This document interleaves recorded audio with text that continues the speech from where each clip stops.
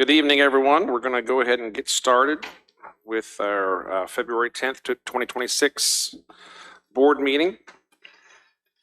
If you would all stand, Dr. Hudson, would you do us the honors of saying the invocation?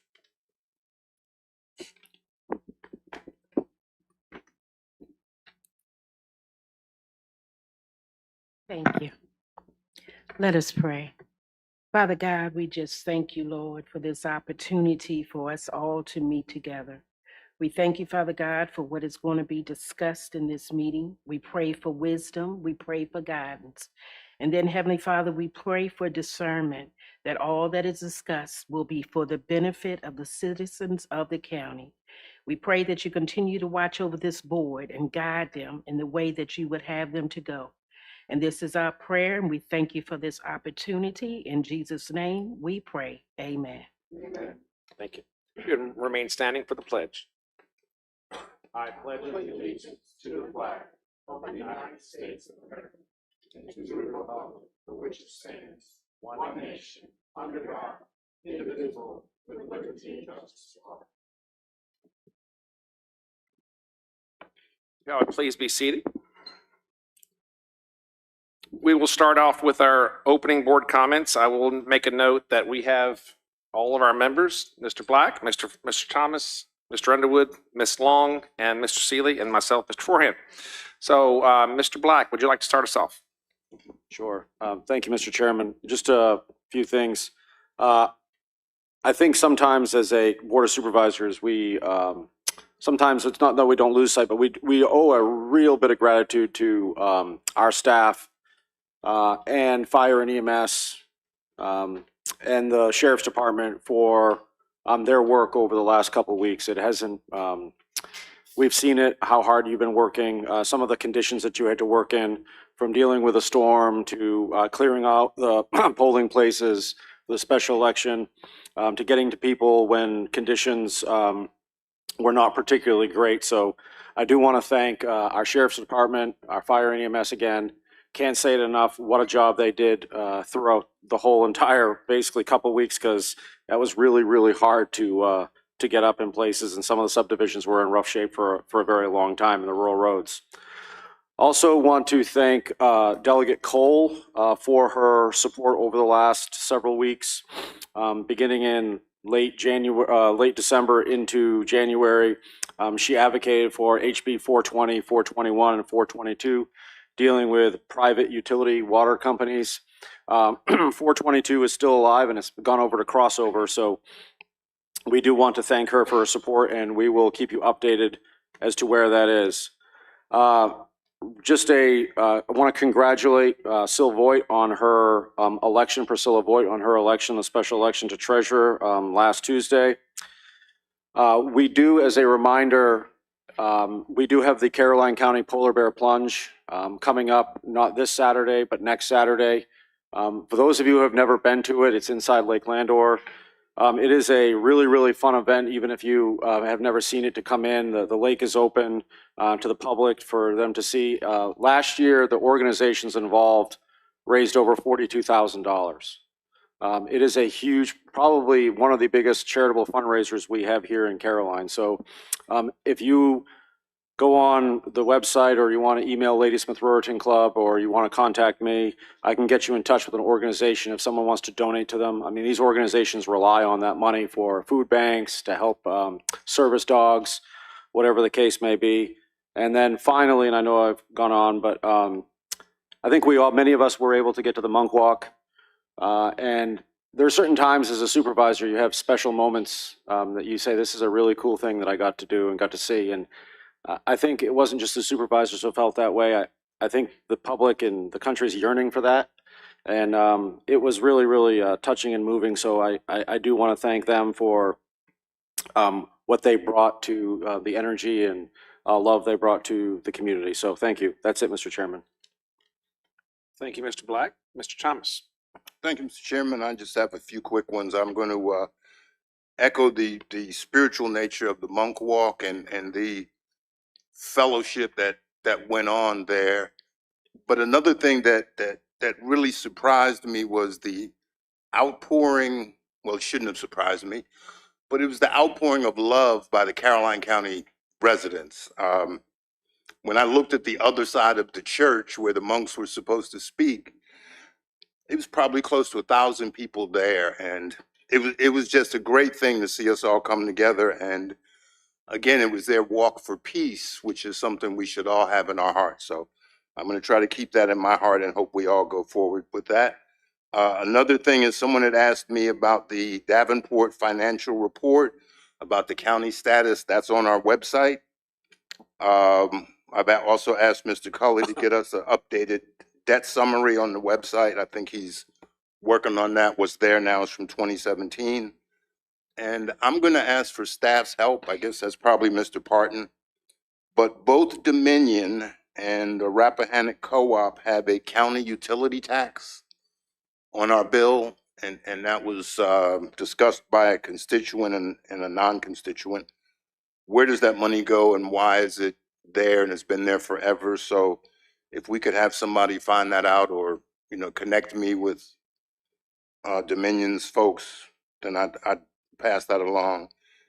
And last, especially on Black History Month, I paid respects to Dr. Gladys West, whose service was in Fredericksburg last week. And for those of you who don't know, Dr. West was a little small African-American lady who worked at Dahlgren. And she worked with the global positioning satellites and basically is the founder of GPS. So every time you get in your car and you punch in how to get to wherever and the GPS system works, there was a little old, well, she wasn't a little old lady then, but there's a little lady that worked 30 miles up the road, a graduate of Virginia State, that helped us navigate where we are. So I just wanted to say thank you to her and her memory, and that's it for me. Thank you, Mr. Thomas. Mr. Underwood? Thank you, Mr. Chairman. I do have several. My first comment is regarding, I know it's a bad time for the highways and the roads, but I do have some major concerns about several roads in my district that have been really overlooked, that I've called VDOT to remind them that Signboard Road and the CSX overbridge is now 1.5 inches below the concrete, which creates issues when you're driving over on both sides. That there is a situation on Secretariat where the road is alligatored out and it is just a rough piece of road to drive on. And it's been that way for a number of years. And we've always talked about not having enough money, and I've talked to JD on the Transportation Committee, but we really need to go back. I've been fairly lenient with Kyle. I know he got promoted now, so we're dealing with someone else again, which even sets us back further. But I have several issues that I'm concerned about that are not being dealt with in a timely manner on those roads. And I'm hearing from people, and I drive Signboard every day, and Ruther Glen Road, and it's just atrocious. So we really need to push VDOT into maintaining our roads just a little better. My second comment is I would like to thank all of the staff, first responders, our fire and rescue for going the extra mile. And I really think that sometimes we should just applaud those folks a little more than we do for going the extra mile. I talked to Mr. Sheba. I heard him in a conversation saying that a couple of his employees worked 80 hours in that week. And that's really going the extra mile. Some of us were fortunate enough to be at home and we're not impacted economically. But those folks work tirelessly and above and beyond. So I think they should be recognized for doing a job well done. I talked to Mr. Seeley about the volunteers who are at Sparta Fire Department. He's going to mention it later. We do have some folks who do go the extra mile who are often They don't do it for recognition. They do it because it's the right thing to do. And I think that's what's important, that you do the right thing for the right reason. With that said, as the county grows, I think it's now an opportunity and a time for us to put into our capital improvement monies $30 million for a safety building. We really need a safety building. As the county grows, the calls for the sheriff's office are only growing. I don't know if you look at the papers, we still have some issues that the sheriff is addressing constantly. If you notice on your Carolina alert, there's usually an accident on 639 almost every day, causing impact and issues for school buses and for folks going in and out of the county to and from work, which many of our folks do. So we really need a safety building. We're going to need more police officers. So we need to start to address that now and not wait until we get there and say we should have. It takes about 18 months for us to train a road deputy, I believe. So we really need to start thinking and looking ahead about what is it that we need to do to be ready and not to get ready.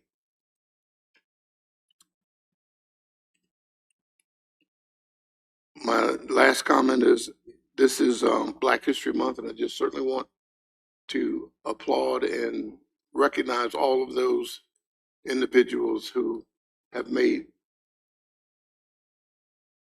the sacrifices that they made so that we all can live in a better country and a better life. And with that, Mr. Chairman, I yield back to you. Thank you, Mr. Underwood. Ms. Long? Yes, thank you. One thing about going toward the last, I don't have to say a whole lot because everybody touches on all the good things. So that's great. I do want to thank the schools for setting up, allowing us to use a room for our emergency warming shelter. I give thanks that we did not lose power and that it was not a big need. If it had been a big need, if all those power lines had gotten iced and started coming down, it would have been needed. And so I'm glad we thought ahead. Even if we didn't use it, if this happens again, it'd be easier to get it all set up the second time.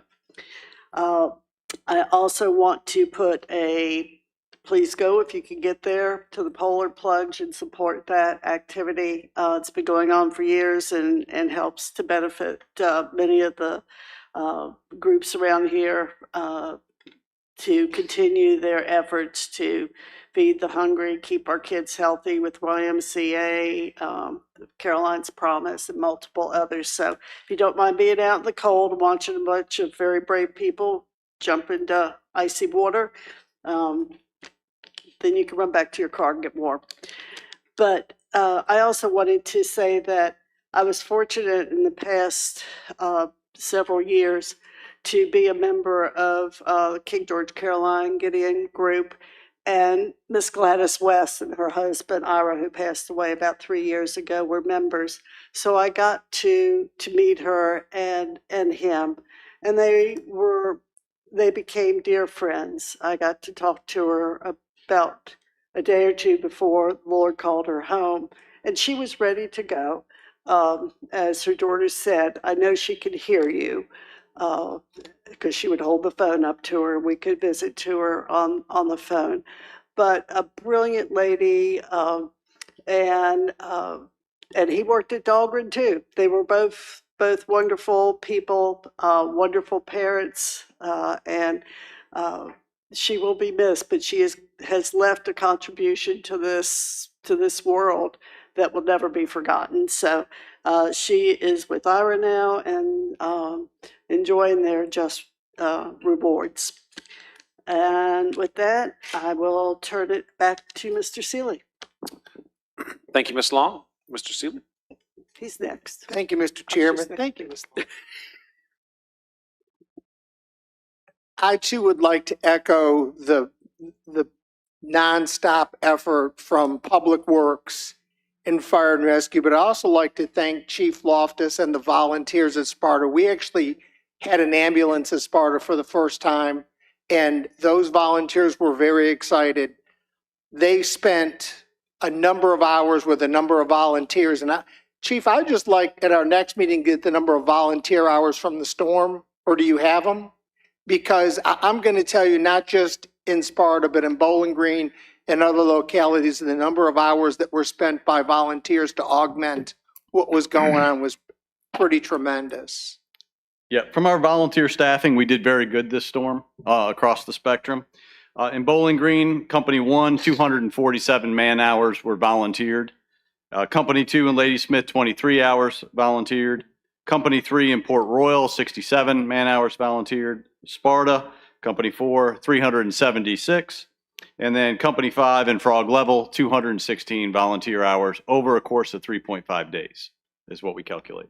So- Which is a tremendous amount of volunteers, and it does help the paid staff and every citizen in the county in that situation. All hands really do matter, and I'd just like to thank you, Chief, for housing an ambulance and staff down at Sparta. It really did show that we were leaning forward down there and what a difference it does make. And the volunteers there turned out and spent time to help everybody in the region with any issues that were going on. So I'd just like to thank them, and once again, Public Works, who spent a number of hours. And I know some of those folks also spent 80 hours in a week working.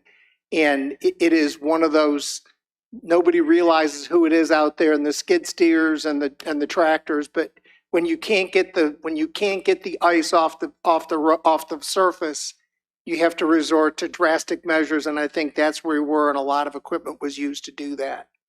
And now I've learned that they actually named that Snowcrete, just for anybody that hadn't heard that, because it was so tough and so hard to move that it was an impervious surface.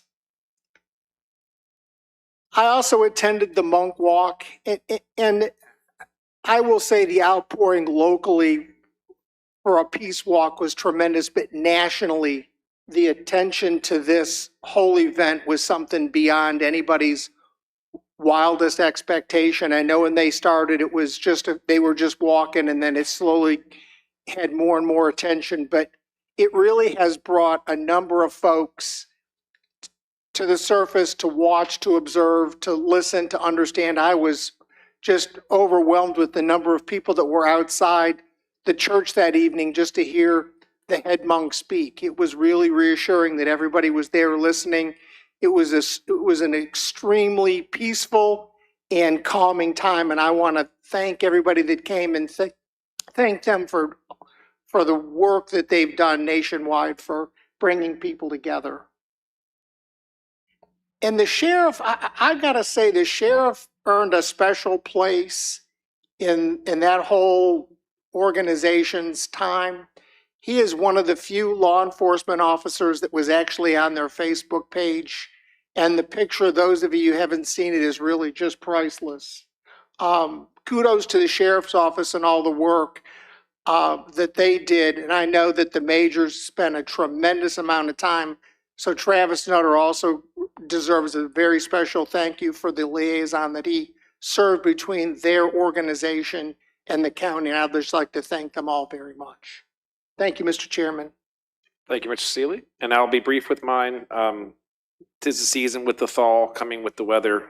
And we expect similar weather in the next couple of days, but still getting below freezing at night.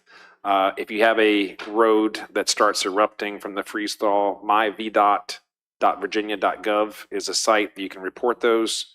Also, 1-800-637-7623 is the VDOT number, and you can file your reports there.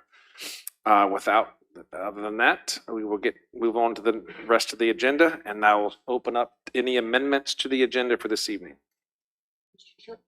Mr. Chairman, I would just like to reverse the order of the last two presentations under presentations and reports. Okay, so we have reverse 6 and 7. Reverse review county snow and ice removal and the presentation for the school budget. Just reverse those. Okay. Any objections to that? Anybody? Okay.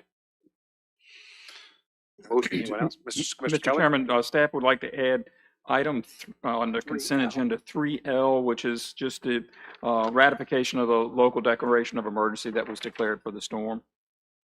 3L.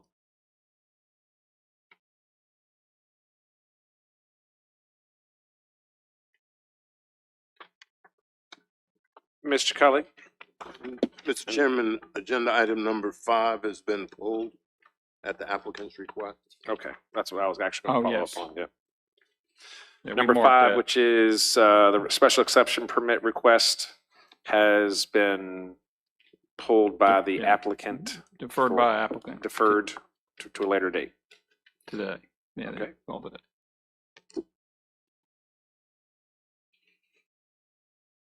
I would like to add something brief under new business, and that would be a discussion, just a preliminary discussion regarding the 11A, regarding historical markers, county-owned and provided historical markers.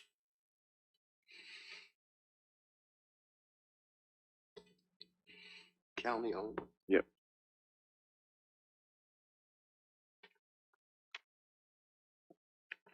Any other discussion or amendments to the agenda? All right, hearing none, can I get a motion to accept the agenda as modified? So move, Mr. Chairman. All right, Mr. Underwood and Mr. Thomas have a motion and a second. Any other discussion? All those in favor? Aye. Any opposed?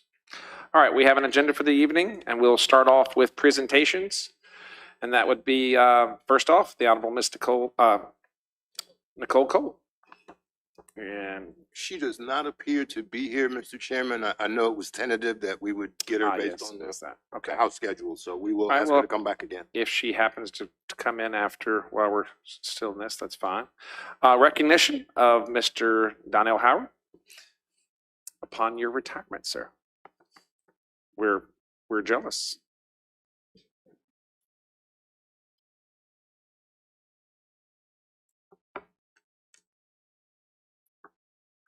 Mr. Howard, how are you, sir? I'm doing lovely, doing just lovely. Happy to be able to say that. Doing lovely. Yeah. I would like to read a resolution. A resolution of appreciation for Mr. Donnell Howard on the occasion of his retirement from Caroline County. Whereas Mr. Donnell S. Howard retired on February 1st after more than 36 years of service to Caroline County. And whereas Mr. Howard, who was appointed Director of Parks and Recreation in 1991, at the age of 26, immediately devoted himself to connecting with the community, establishing bonds and opening lines of communication, and growing parks and recreation programs and opportunities for all citizens of Caroline County, regardless of their age, interest, background, or location. And whereas during his 3+ decades of service, he never lost sight of building these relationships and the importance of recreation to the health and welfare of both the individual and the community as a whole.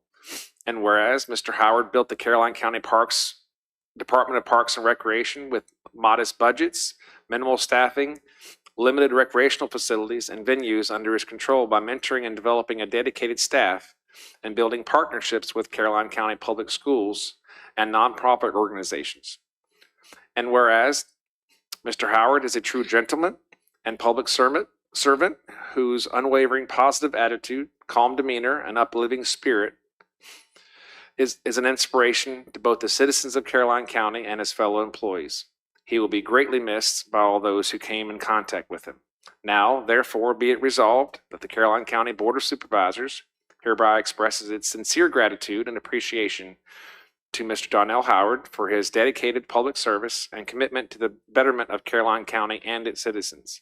Be it further resolved that the board offers its very best wishes to Mr. Howard and his family for a very enjoyable and healthy retirement and much success in all of his future endeavors. Adopted this 10th day of February 2026.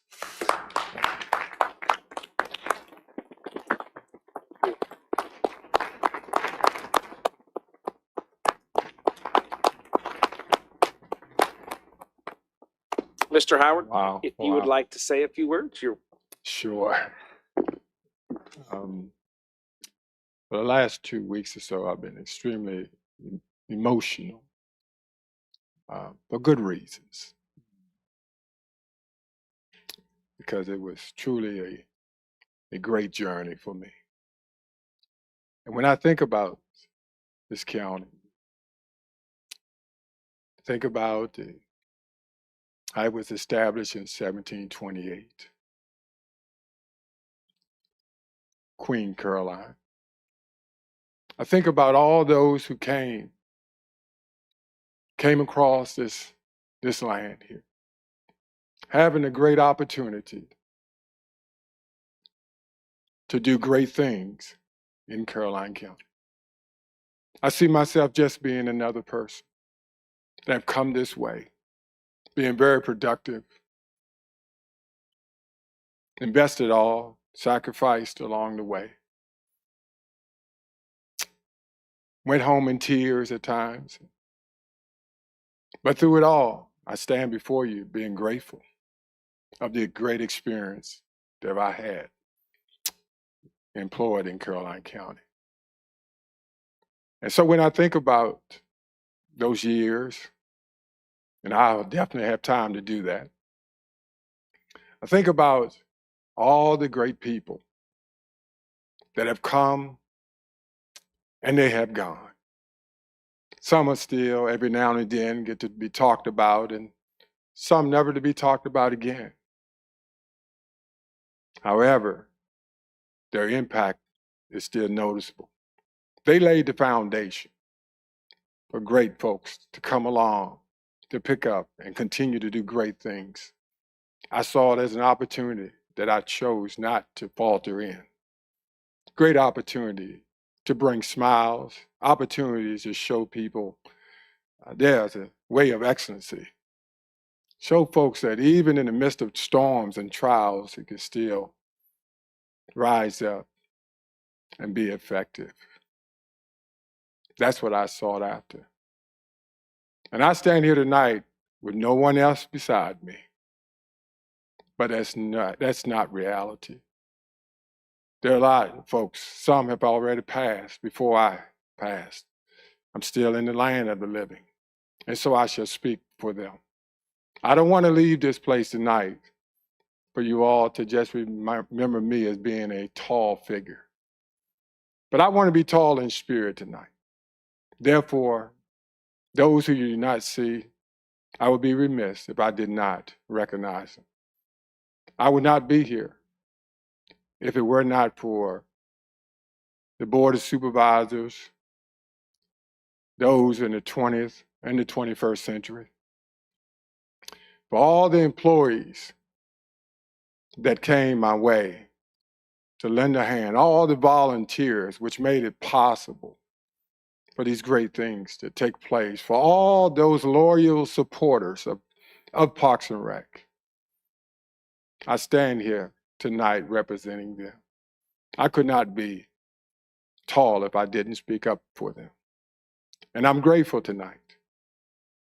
What I see awaiting me, for what I believe that's going to take place after I'm totally off the scene, because I believe Caroline County has a great person in place to pick up and even exceed that which I was able to accomplish with all the help. So I'm grateful to be able to stand before you all tonight, to hear what you have to say, to experience the applause from the community, the residents. And my heart truly, truly is emotional because of the relationships, all the things that I've had the opportunity to experience. And I'm grateful for that. And so as you go forward, out of all those who I recognized for being a helping hand, I stand here because there is one hand even bigger than mine, and that was the hand of Christ. He's been my peace, he's been my comfort and my strength in the time of all my storms. And I'm grateful tonight to be able to stand here tonight. Thank you, Mr. Chair. Thank you.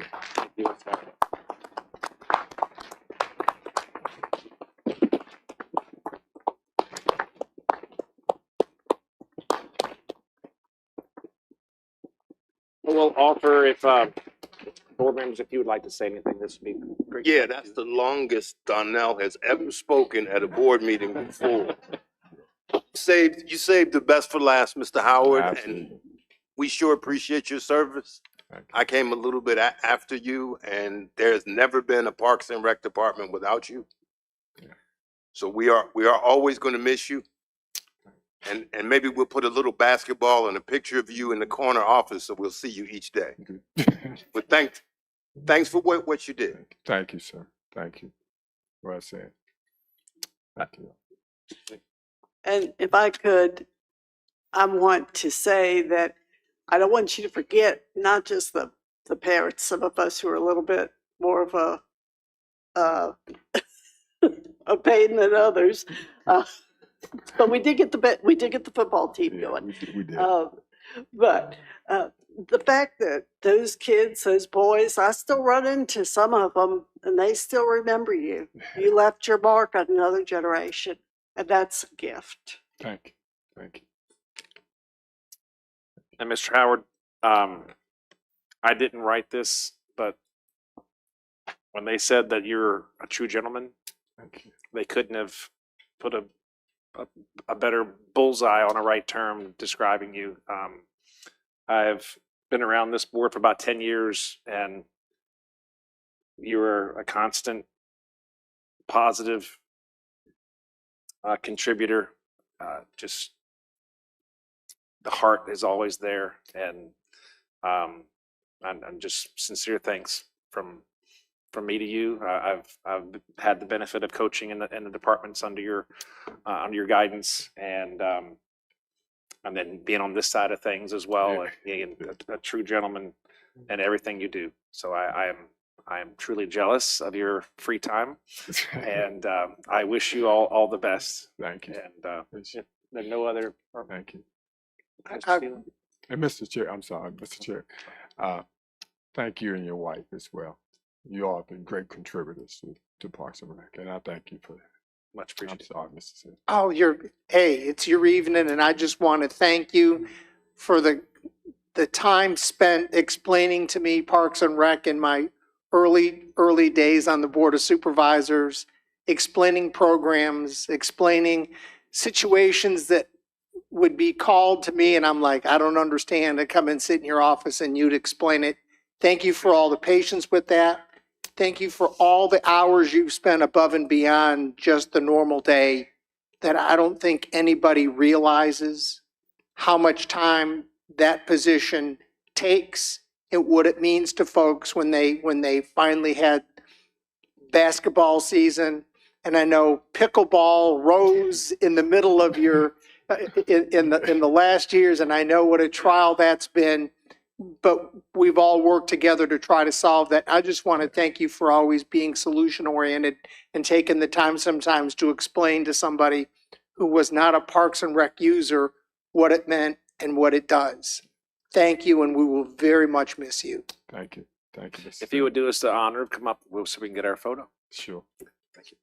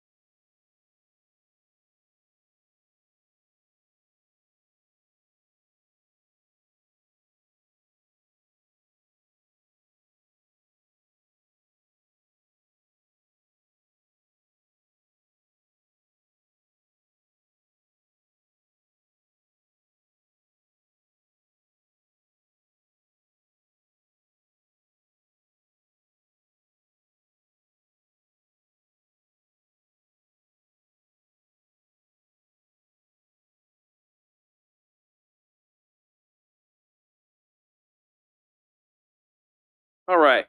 Our next item will be an update on the Union High School project.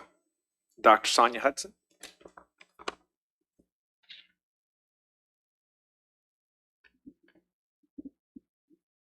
It says tentative here, but you are in the flesh. So. Okay. A few years ago, I stood up here as the newly almost elected president of the Sunday School Union. And I promised this board that I would finish, along with my new board, the project that we started.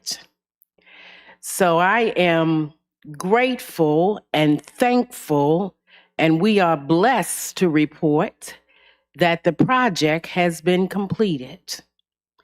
After this year or last year, we celebrated 132 years of service. Doing that, we were able to create a documentary that's called Sacrifice to Legacy. We want to truly thank the Board of Supervisors, for your donation to make that possible. We want to thank the churches, the organizations, and the individuals that made it possible. So I'm not sure if you're going to show the documentary. It is on our YouTube page. And we're also blessed to be able to have our website that went live on February the 1st. So for everyone that has your cell phones, we all have those this day and time, I know. Please go in and look at our website. It's www.sundayschoolunion.org. So again, we just want to say thank you for your assistance, and that project is now checked off on the to-do list that it is done. Thank you. Dr. Hudson, before you go, I know we discussed previously about watching the video during the board meeting, and you said it was 20 minutes, and it may be a little bit long for the board meeting. But we did something a year or so ago. You remember when I took the trailer part and displayed it on the TV screen here? Mm-hmm. If you have a copy, or we can download a copy, we will try to get Public Works to make that happen again for another month, since it's Black History Month, and I think that's when we did it last, so. Well, it was my understanding, so let me go over that part, that the purpose of the documentary would be, for those that don't know, the television set that's in the hallway was purchased by the Sunday School Union. So that the documentary would be showed on that television set. As people came in, they could see the video, they could learn the history of this land and this building that the Sunday School Union was instrumental in making happen. So that is what we would like to have done. And if we need to discuss that at a later time, we can. But the video is also on our YouTube page. We do have a YouTube page at Caroline County Sunday School Union. So you can also get it, and it can be downloaded from the YouTube page. Okay, and if we can download it from there, Mr. Sheeble's here. I know someone in Mr. Sheeble's staff. I think it was. I want to say Void. No, shucks, I can see his face, but I can't call his name. But anyhow, somebody from Mr. Sheeble's staff put it up last time. So we'll make sure he does it again. If there's any problem, we'll come to you. Okay. Okay. But I do encourage everyone to please take a look at that video. I mean, it was done very well by the publishing company that we hired out of Maryland. It really tells the history of the Sunday School Union and the sacrifices that the people in this community made to ensure that everyone had the quality and the education that they truly deserved. So I would encourage everyone just to even go on the YouTube page before it gets up and just take a look at it. And if you can, we're just going to ask that you please subscribe to our YouTube page. Thank you. Okay. Thank you, Thank Dr. you very Hudson. much. Now, if you'll stay for a minute, we got something next. All right, next on the list, we have an adoption of a resolution declaring the month of February as Black History Month in Caroline County.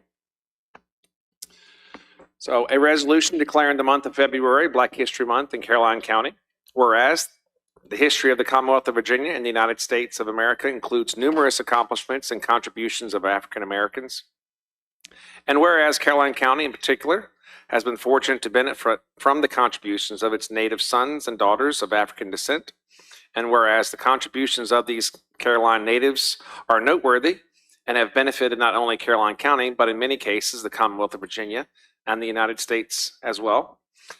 And whereas the contributions of African Americans often go unnoticed and unappreciated by many Americans, and whereas it is important and fitting to recognize and celebrate the significant role African Americans have played in the development of our great country, state, and nation.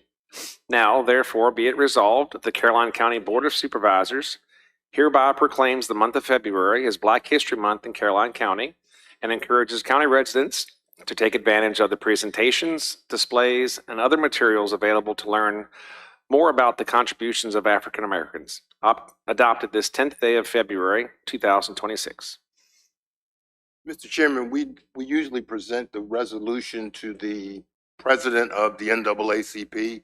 Mr. Ruben Rock is here, and I'd like to ask him to come forward if he's got any words.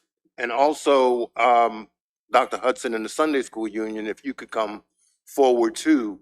We've got one resolution, but we're going to make sure we get a second one to Mr. Rock. So if you folks would come forward, we'll take another picture. Up here, but Mr. Rock has some words, I'm sure. And maybe Dr. Hudson does too for.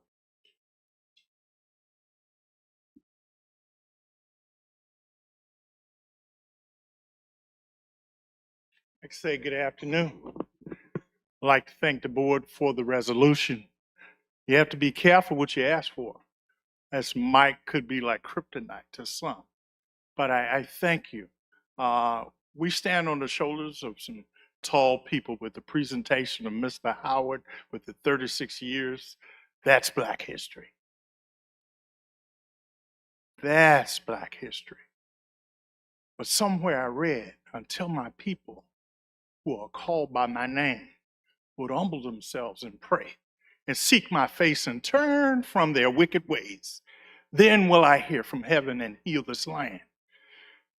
It would be a wonderful place if this land could be healed. But we're suffering from a disease called racism. And it's going to take love and much prayer for us to root that out. So I thank the board for your thoughtfulness and consideration of the association and all the members, churches who support us. I thank God for them. But at the end, only what we do for God will last. Amen? Amen.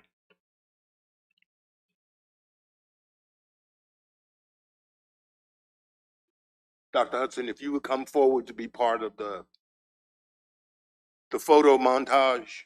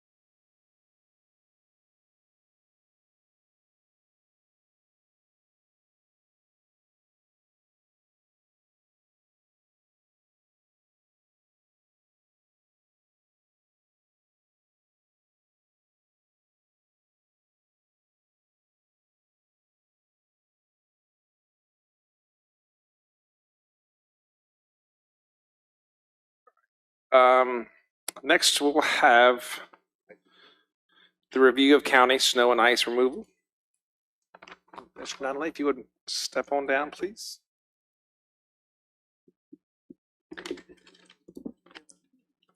Yeah. Mr. Nunley from the Electoral Board. Well, I don't know what Ms. Dunley's going to say, but I tell you, they did a great job.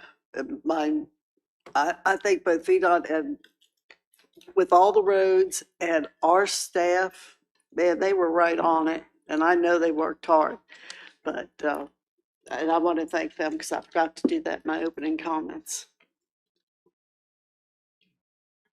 Mr. Chair, Board, my name's John Nunley. I am the chair of the local Caroline County Electoral Board. And I know sometimes we get accused of only working one day a year, but that's not exactly the way it works. The one thing that was not on our radar is that it would be our responsibility to clean parking lots. We, as part of our normal checking, it came to our attention that most of the precincts, if not all of them, had no snow removal. So there was not much time to come up with an issue, to come up with a solution to the issue. We, our registrar went to Mr. Cully and told him the problem, and he jumped on it right away, and Public Works did a wonderful job. And I just have some pictures, I think. Maybe. Okay. Town Hall, there was no problem whatsoever. People accessing the building. I don't know why we have color, but anyway, just another view. Salem Baptist Church, again, we only had just under a 6% turnout, so we didn't need the entire parking lots cleared. I don't think we had more than maybe 2 or 3 cars at a time. Most of them were the workers. So there was plenty of opportunity. The high school, Wright's Chapel, and actually they, because they had the monks coming in, they had moved us to a different part of the building. So they had actually cleaned their parking lot, the front of it. We normally go in the back, and Public Works cleaned that also. Lewis and Clark, all the way up to the door. County Line Baptist Church, not only did they do the parking lot, but we realized there was another problem. It was a metal roof with no ice guards. And I don't know what happened to the slide, but anyway, the yeah. So the ice was hanging over the entrance, and Public Works jumped right on it again, built scaffolding and put boards on top so that if any ice fell, it would be caught by that and not hit the voters. So I just can't say enough good about what our county does. And some of you know, I also have another role. I am president of the State Association of Electoral Board Members. And so I get around and we talk election stuff all around the state. I don't know of any other county that would go this far to make sure that a election went off smoothly. And I'll answer any questions if you have them. I don't really have a question. I just wanted to thank you guys. The conditions were talking with Public Works on the day of the election. I was out there all day, and I think one of the people from Public Works had said that they had spent, I don't know, 8 hours and then 8 hours again, 2 different times, using his own personal skid steer to get the spaces. And being out there all day, I don't think I saw more at one time than five or six voters at one time, and I know you had the plenty of spaces, so it wasn't an issue. So I do want to thank you and the staff. And then during that day, I know someone from the voting precinct came out and was concerned about the ice, falling over. And you guys did a quick action to get the scaffolding out there to protect, because some of it actually did fall on the, did fall on that scaffolding, so it was needed. So I do want to thank you guys. Mr. Schiebel, thank you for all the work that you guys did. I know it wasn't ideal. After the second day of the storm, we said it stuck. And so I do thank you very much. Thank you.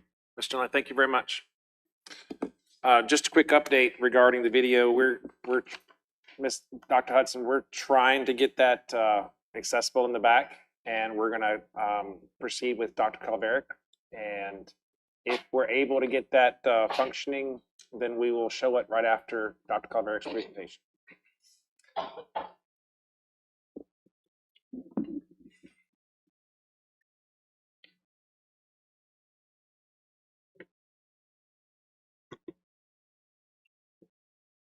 Good evening, Chair Forehand, Vice Chair Seeley, and members of the board. I am pleased to be alongside our school board chair, Mr. Lydell Fortune, and our Chief Operations Officer, Marcia Stevens, this evening to present the CCPS FY27 Adopted Operational Budget. And I will pause until our presentation actually is brought forward.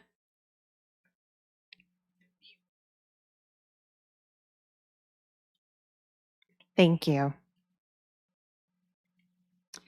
4 major objectives will be achieved during tonight's budget presentation. Objective 1, building FY27 budget context. Objective 2, an overview of the state budget. 3, CCPS FY27 budget priorities. And Objective 4, budget financials associated with revenues, expenditures, and operating and special funds. At this time, our chair, Mr. Fortune, will come forward and provide budget context. Good evening, Chair Forehand, Vice Chair Seeley. Budget context. The CCPS budget development process is intentional, inclusive, and transparent, and considers various internal and external factors. A brief overview of these elements will heighten your understanding of the school board's FY27 approved operations budget. The foundation of the budget development process is our 5-year strategic plan, Achieve 2027, which serves as a filter for all decision-making and fiscal appropriation. The 4 overarching goals of the strategic plan are teaching and learning, relationships, health and safety, and talent management. These guide the division's daily work and help ensure alignment of financial resources with the school division's identified needs, goals, and objectives.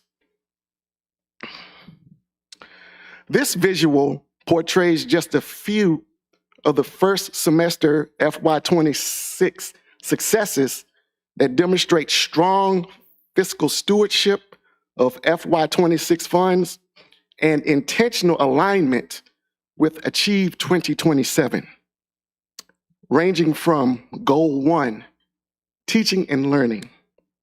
Highlights include all 5 schools achieving full accreditation, the adoption and rollout of new K-12 math curriculum known as KIDM and Math Space. Year 2 implementation of the Literacy Benchmark Advanced Curriculum, and the recent application of the Magic School AI platform built by teachers for teachers. Goal 2, relationships. Communication with our stakeholders has been positively impacted. The rollout of our new communication platform, School Status Connect, eCollect, a one-stop portal for parents to fill out annual school forms. Enrollment Express, an online school registration system. The inaugural Caroline Education Foundation golf tournament held at Mattaponi Springs, raising $25,000 in support of grants, scholarships, and programming for CCPS. and the first ever Hall of Fame, which recognized 16 athletic inductees and was fully sponsored by generous business partners.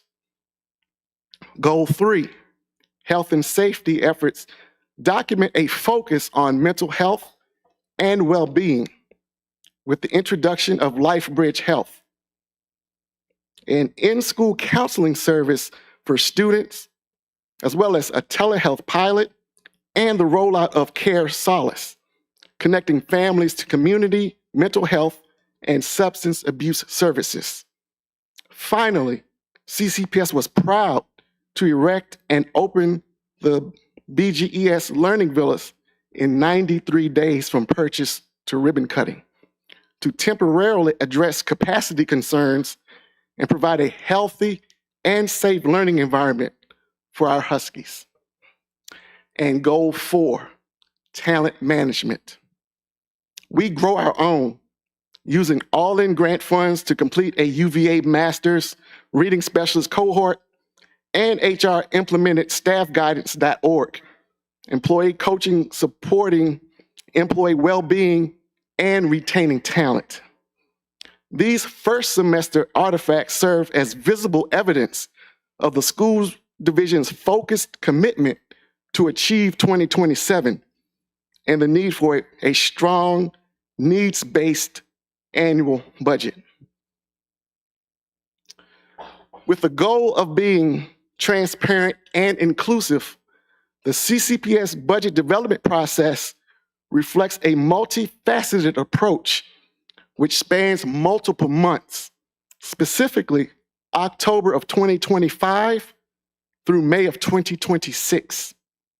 From submission of school and department budget requests to stakeholder input through advisory groups and surveys, to lobbying and legislation, to public hearings, to school-based budget presentations, to collaboration with local government officials, CCPS is committed to developing and delivering a needs-based operations budget reflective of stakeholder voices.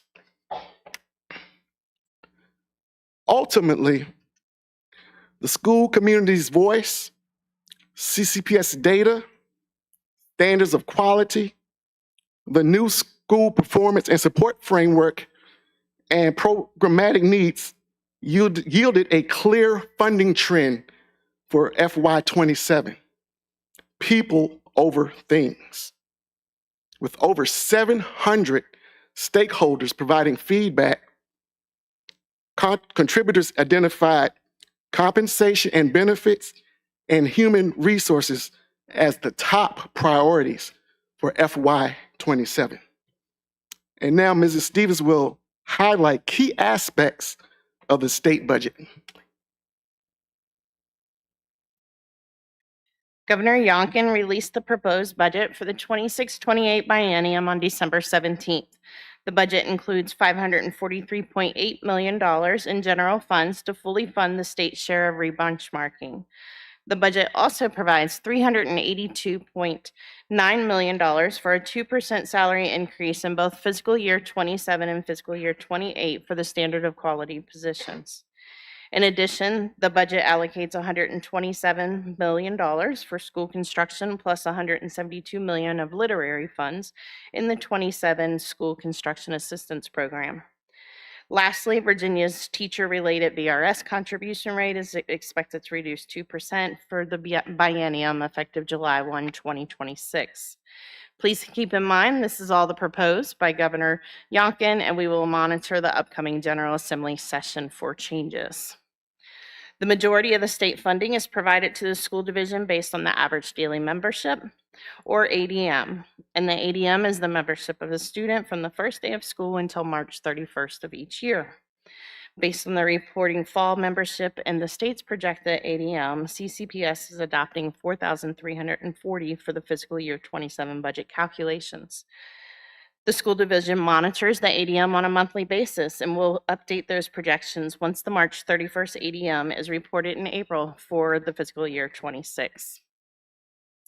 The local composite index, or the LCI, is the calculation of the locality's true value of property, adjusted gross income, and taxable retail sales. This formula determines the school's locality of pay for educational costs related to K-12 education. And as the LCI goes down, the state funding goes up due to the locality's increasing ability to pay. Caroline County's 27-28 LCI decreased from 0.3501 to 0.3478, a very minor adjustment of 0.0023 or 0.66%. The fiscal year 27 governor's proposed budget provides a $2 million increase in state revenues for CCPS.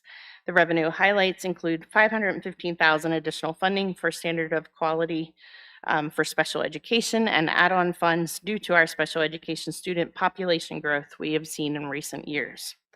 $451,000 in basic aid and compensation supplement to support the 2% proposed increase for the SOQ positions and basic aid supports, $299,000 for projected sales tax increase, $497,000 at-risk funding, and $317,000 for Virginia Preschool Initiative. Again, staff is utilizing a $4,340 at this time for ADM and will monitor and adjust that ADM as necessary throughout the budget process. And at this time, the Board of Supervisors required local match is $1.03 million based on the governor's proposed budget. Sorry. This year, CCPS principals and department heads submitted 30 budget requests, each aligned to an Achieve 2027 goal. Each item was reviewed and categorized as mandatory, critical need, or want. With over 700 advisory participants and survey respondents, 6 major budget priority trends resulted: compensation, exceptional education, general education, literacy, career and technical education, and standalone requests. Greater details will be provided over the next several slides. As we proceed, please note that included positions reflect full benefit costs at Employee Plus One for health insurance and Step 5 salary for budgeting purposes. Let's begin with compensation and benefits. While Governor Youngkin's proposed K-12 budget for the 26-28 biennium includes a 2% increase each year for standards of quality positions, CCPS recognizes that sustained investment in employee compensation is essential to addressing ongoing workforce challenges. To remain competitive in the regional market, the school board approved a 3% annual salary increase for all employees. In the coming days, CCPS will monitor General Assembly action related to educator compensation, particularly as Governor Spanberger has emphasized the importance of the Commonwealth achieving or exceeding the national average teacher salary. Over the past 4 years, the school division has made sustained investments in employee compensation, including targeted adjustments for key support positions, implementation of Step 1 of the PayPoint HR study, and annual salary increases ranging from 3 to 7% inclusive of steps. These efforts included state and local funding partnerships, retroactive increases, scale adjustments, and an increase to the education support scale starting wage. Building on this multi-year commitment, a 3% increase inclusive of a step for all staff in FY27 is critical.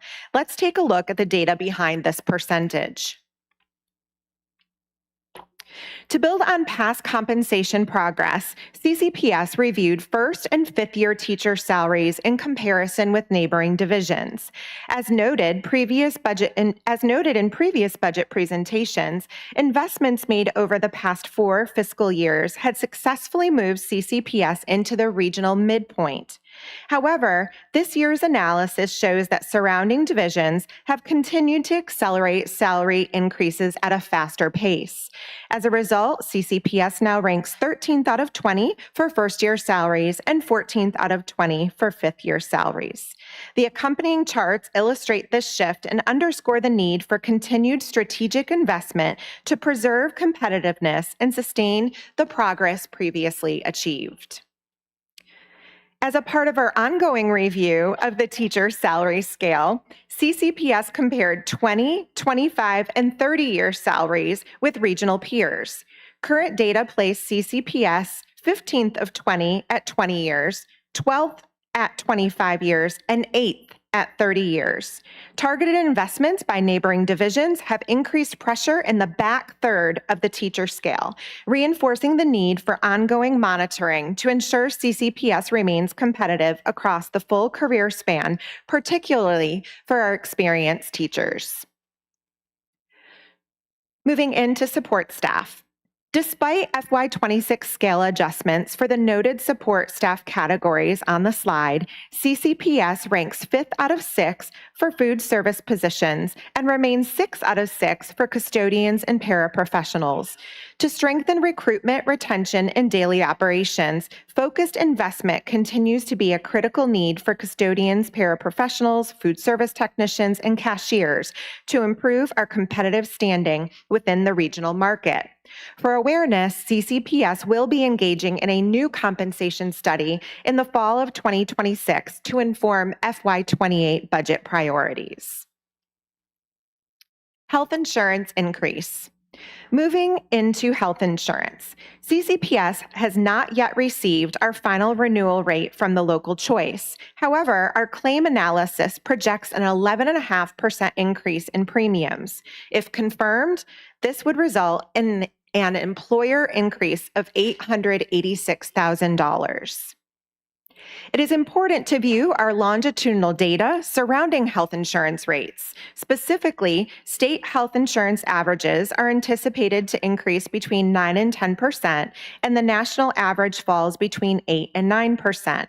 While the bar graph above documents a rather volatile pattern for CCPS's participation in the local choice, the 8-year average premium increase equates to 8.16%. Once the 2027 rate is finalized, we will update the bar graph. Our final benefit. We are requesting funding to provide employees with up to 6 weeks of paid maternity and maternity leave, including provisions for those with supplemental short-term or long-term disability coverage. This benefit would ensure employees on parental leave receive income replacement equivalent to 100% of their regular base pay during their approved leave period. For employees participating in the VRS hybrid plan or who elect and qualify for supplemental disability insurance, the disability benefit would be applied first, with the organization covering the difference to ensure full base pay. This approach guarantees that all employees, regardless of supplemental coverage status, receive full income replacement during parental leave. Moving into exceptional education. Bowling Green Elementary serves the division's largest population of students with disabilities at 167 students and currently supports grades K through 5 with 4 collaborative instructional teachers. Adding 1 additional collaborative teacher would expand co-teaching capacity, provide targeted instructional and behavioral support, and align directly with Bowling Green's federal and state accountability data for students with disabilities. 1 paraprofessional. An additional paraprofessional is needed to support an intensive support classroom. 1 behavior support teacher at Madison Elementary. Madison is the only elementary in the division without a behavior support program, requiring students who have this service in their IEP to attend Lewis and Clark or Bowling Green programs, both of which are now at capacity.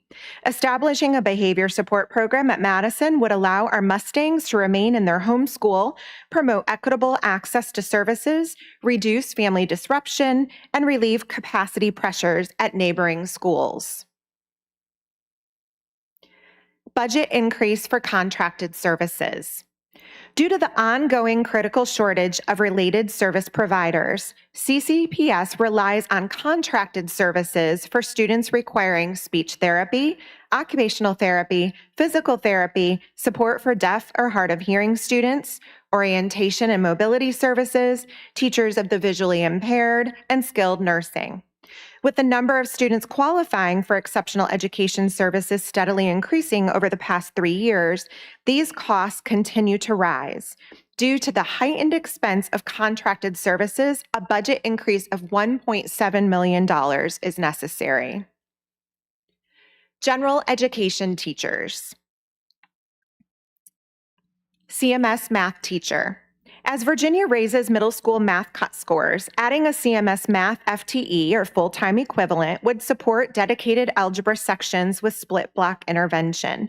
It'll also expand Tier 3 math workshops across all 3 grade levels and allow our current math coach to fully transition into the coaching role and out of the instructional classroom, strengthening Tier 1 instruction and ultimately accelerating student achievement across the school. CHS History Social Science teacher. As enrollment in the Advanced Diploma Pathway and AP History Social Science courses continues to blossom, instructional demand has increased. Adding a History Social Science teacher would meet course demand and allow students to remain in their academy clusters for history instruction, mirroring the current English Language Arts model. Lotus Academy Elementary teacher. This position would provide instruction and targeted behavioral interventions to students in grades 2 through 5 within an alternative education setting at Lotus Academy. The position is currently funded within the expiring all-in grant and requires local funding to be sustained. Literacy. 2 reading specialists and a K-12 literacy support specialist. An additional full-time reading specialist is needed at Bowling Green to accelerate reading growth and provide additional targeted support to help students reach proficiency and address the Virginia Department of Education Needs Intensive Support distinction. In the past years, CMS reading specialist. In the past year, CMS reading performance has improved 8.26%. However, significant gaps remain in literacy outcomes, particularly for students with disabilities and English language learners. With over 950 Eagles, a second reading specialist will support the newly required VALS testing, reading plan development and monitoring, delivery of interventions, and an effective rollout of the newly adopted English Language Arts curriculum.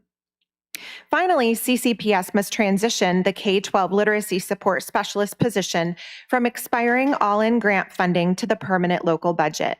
This role is essential for sustaining division-wide literacy progress and supporting long-term success under the K-8 Virginia Literacy Act. Moving into career and technical education.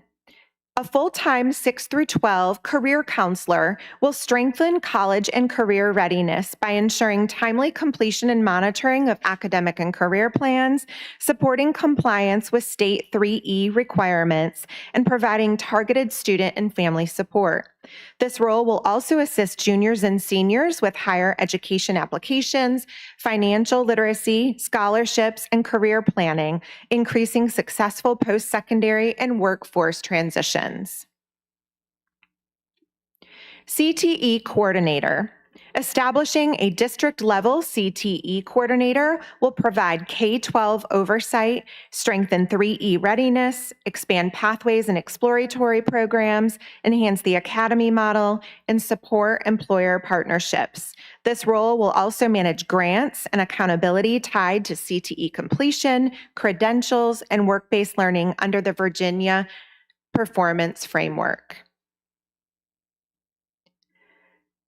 Elective teacher, CMS, and CHS.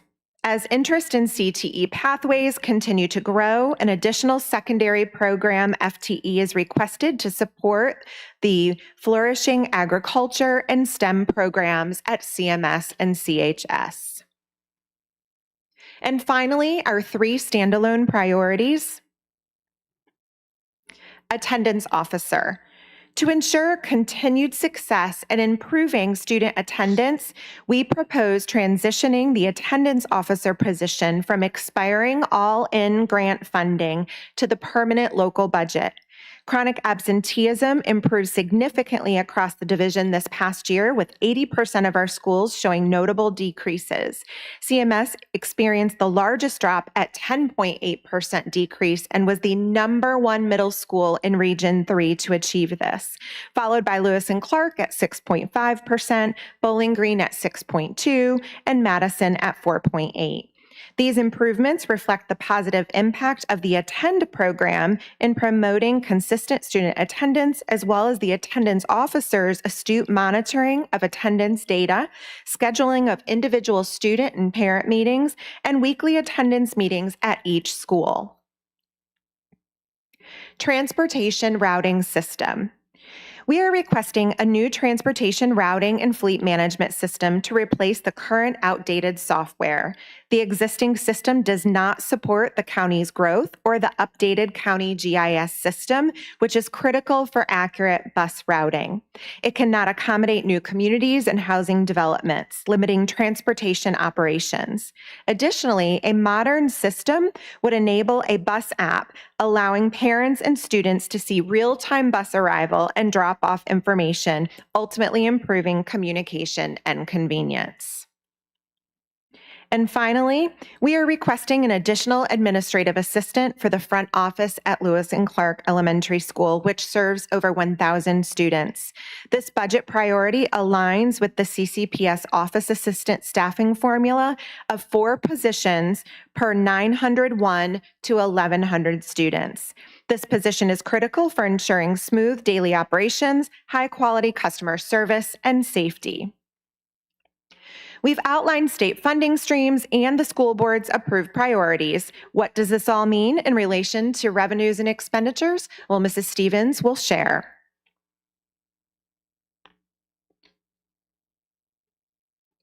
It is essential to review our revenues by source to identify potential revenue gaps in the school division's annual needs-based budget. The state revenues are projected to increase $2,040,467 of new monies. We are also showing a decrease in our other revenue category due to one-time expenses that we had received or spent in this current year for E-rate funds, and those revenues are decreasing. We will continue to monitor the federal revenues and adjust revenues and matching expenditures throughout the budget process. And should no local operational increase be received, the CCPS fiscal year 27 operational budget will have a gap of $1.8 million. The expenditures by category display how the school division's revenues will be spent during fiscal year 27. The largest increase is in our instructional category, which is the result of compensation and benefits increase, approved positions, and the $1.7 million in special education contracted services. Technology also has a larger increase due to the replacement of the transportation routing software for our buses. The noted expenses reflect all school board approved budget priorities, including the additional county support of $1.8 million to close the revenue gap. The food service program and the special funds are being monitored, and any adjustments to revenues and expenditures in these lines will be made for the budget adoption should adjustments be needed. The textbook fund amounts have been adjusted per the ADM and the state calculation tool for textbooks. CCPS will complete the adoption of the curriculum that was planned for this fiscal year. Thus, we are seeing the reduction in the fund balance budget authority moving into fiscal year 27. In conclusion, the financial document a revenue gap of $1.8 million. These funds are needed to operationalize the school board's approved FY27 needs. We encourage all community members, staff, and students to remain involved in the FY27 budget process. The county administrator is scheduled to present the FY27 budget to the Board of Supervisors on March 10th, with a public hearing slated for April 7th. We appreciate the opportunity to present the approved FY27 school operating budget. We'd be happy to take any questions at this time. Any board members have any specific questions? Mr. Black? Yeah, I just got one. On the, I saw the 2% increase there for, is that standard of quality again from the state? It certainly is. If you recall, we did a collaborative memorandum to the state indicating that we, as a supervisor board and as a school board, would hope that they would ultimately use the JLARC recommendation and reconfigure the funding formula, but that has not yet occurred. So we are continuing to only receive compensation based on standard of quality. Okay. And then the second thing I think I heard, you want a 3% plus a step for all. So is the 3%, the 2% plus it would be the county kicking in 1%? Is that what you're asking for? The 3% is inclusive of the step. So the step is baked into the 3%. And currently we are getting 2% from the state for standard of quality only. It is our belief in the environments that I have been immersed in over the last few weeks that the General Assembly will be modifying Governor Youngkin's budget to reflect Governor Spanberger's platform towards education. Specifically, there is a 1% bonus that has been allotted in Governor Youngkin's budget that was to be appropriated by June 30 of 2026. So in this current fiscal year, that really raises red flags for all of us because that was not known as we were budgeting for this fiscal year. And so we have lobbied for those funds, which truly are recurring funds, even though they were using this for a one-time bonus, to be shifted into VRS creditable compensation. So we do believe we're going to be getting more. Okay. That was going to be a follow-up question. So you think the state's going to be giving you guys even more than? Okay. All the signs we see are yes. Okay, thank you. That's all I have right now, Mr. Chairman. Yes, sir. Dr. Calveric, at the school board meeting yesterday, there was a slide that showed additional state funding. And part of it was 1 point some million for a specific program. I'm so sorry. I'm not pulling that from the top of my head, but I will look to my right and see if Ms. Stevens recalls what you're referencing. There's none that is over $1 million. The total is $2 million. The largest pot is $515,000 is for special education, SOQ, and add-on fundings. Then the next largest is $497,000 for at-risk funding. From you're talking about the presentation that was made to the school board yesterday. There was a slide that said additional state funding, and it was total close to 2 million. So you're saying yes? 2 million. Okay. That is in your presentation as well. If you are referencing that slide, it's the one that has the 2.04 million in the upper left corner, and in the bottom corner, it shows what the local supervisors LRE requirement is, which I believe is 1.04 or something of that nature off the top of my head. Yeah. Thank you so much, Mr. Underwood.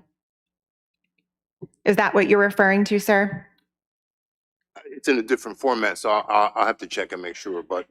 It is. You're exactly right. Yeah. It is in a different format. We actually changed that from last evening. I asked Ms. Stevens to actually break down that 2 million on the slide so you had those numbers readily accessible because I thought that might be a question you would pose to us. Okay. So. Well, I'm sure we're going to send our questions to Mr. Culley to make sure.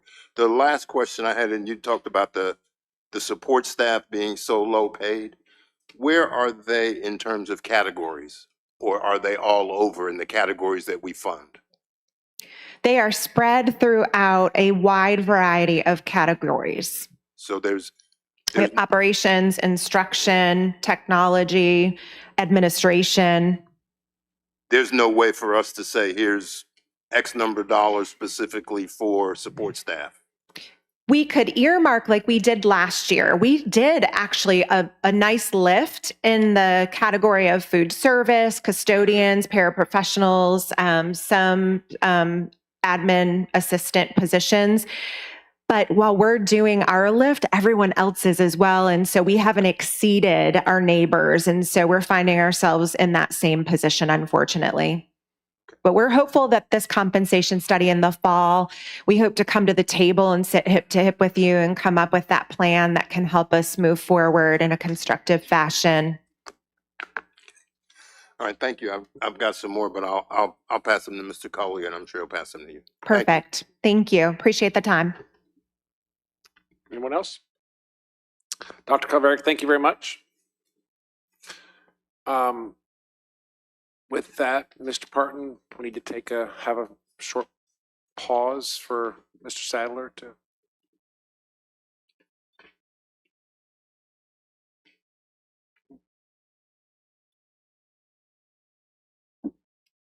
All righty, everyone, this was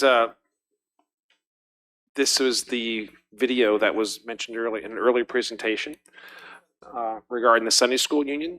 And I think this is we've seen a preview, but not the We're just very strong about the need to endow their young people with the skills that were necessary to be successful in a democracy. In 1893, under the leadership of Reverend J.H. Turner, 3 churches in Caroline County, Shiloh Baptist Church, Jerusalem Baptist Church, and St. John Baptist Church, came together with a bold mission to unite young people, teach scripture, and prepare them for leadership rooted in faith. This was the birth of the Sunday School Union.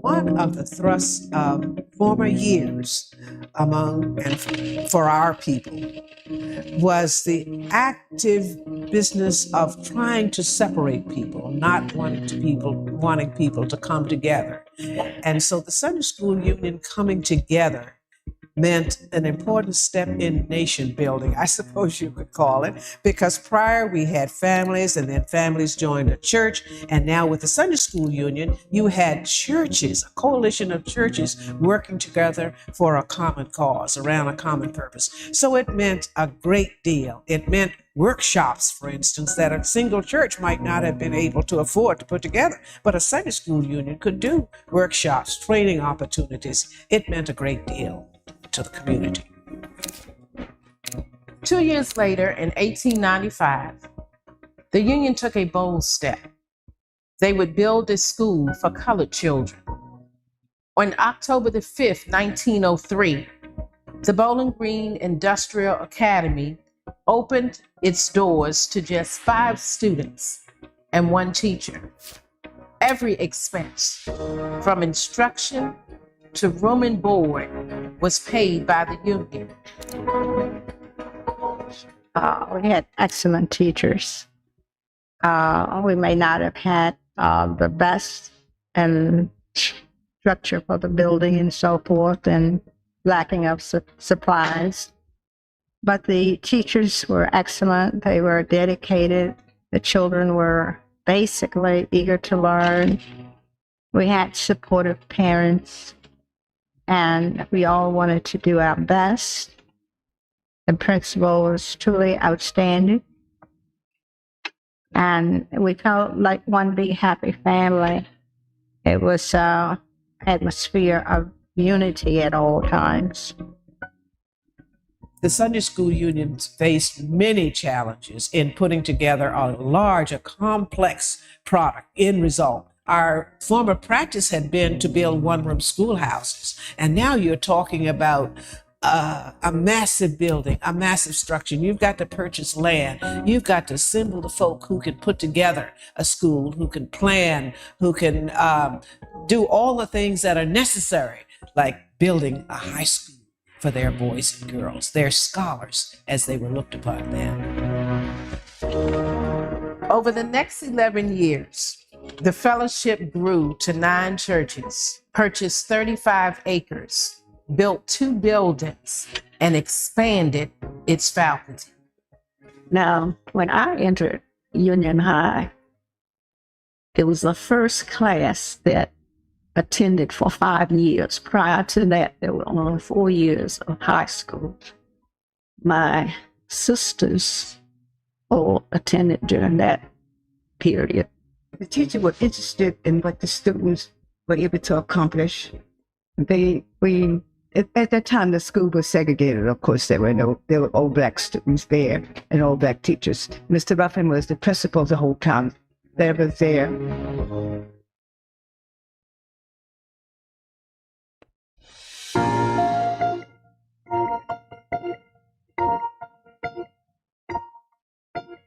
By 1914, there was a growing momentum to create public high schools for colored youth in Virginia.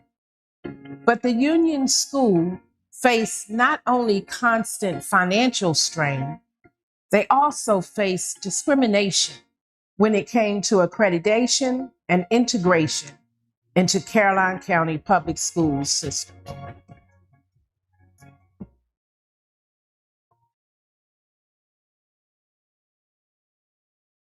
At this time, the county offered a deal. If the Sunday School Union donated their buildings and the land, the academy would be accepted into the public school system and receive state aid. On October the 28th, 1914, the trustees donated their land, the buildings, everything they had worked so hard to secure to the county. Their children will now have access to public education. The price, though, was their own land.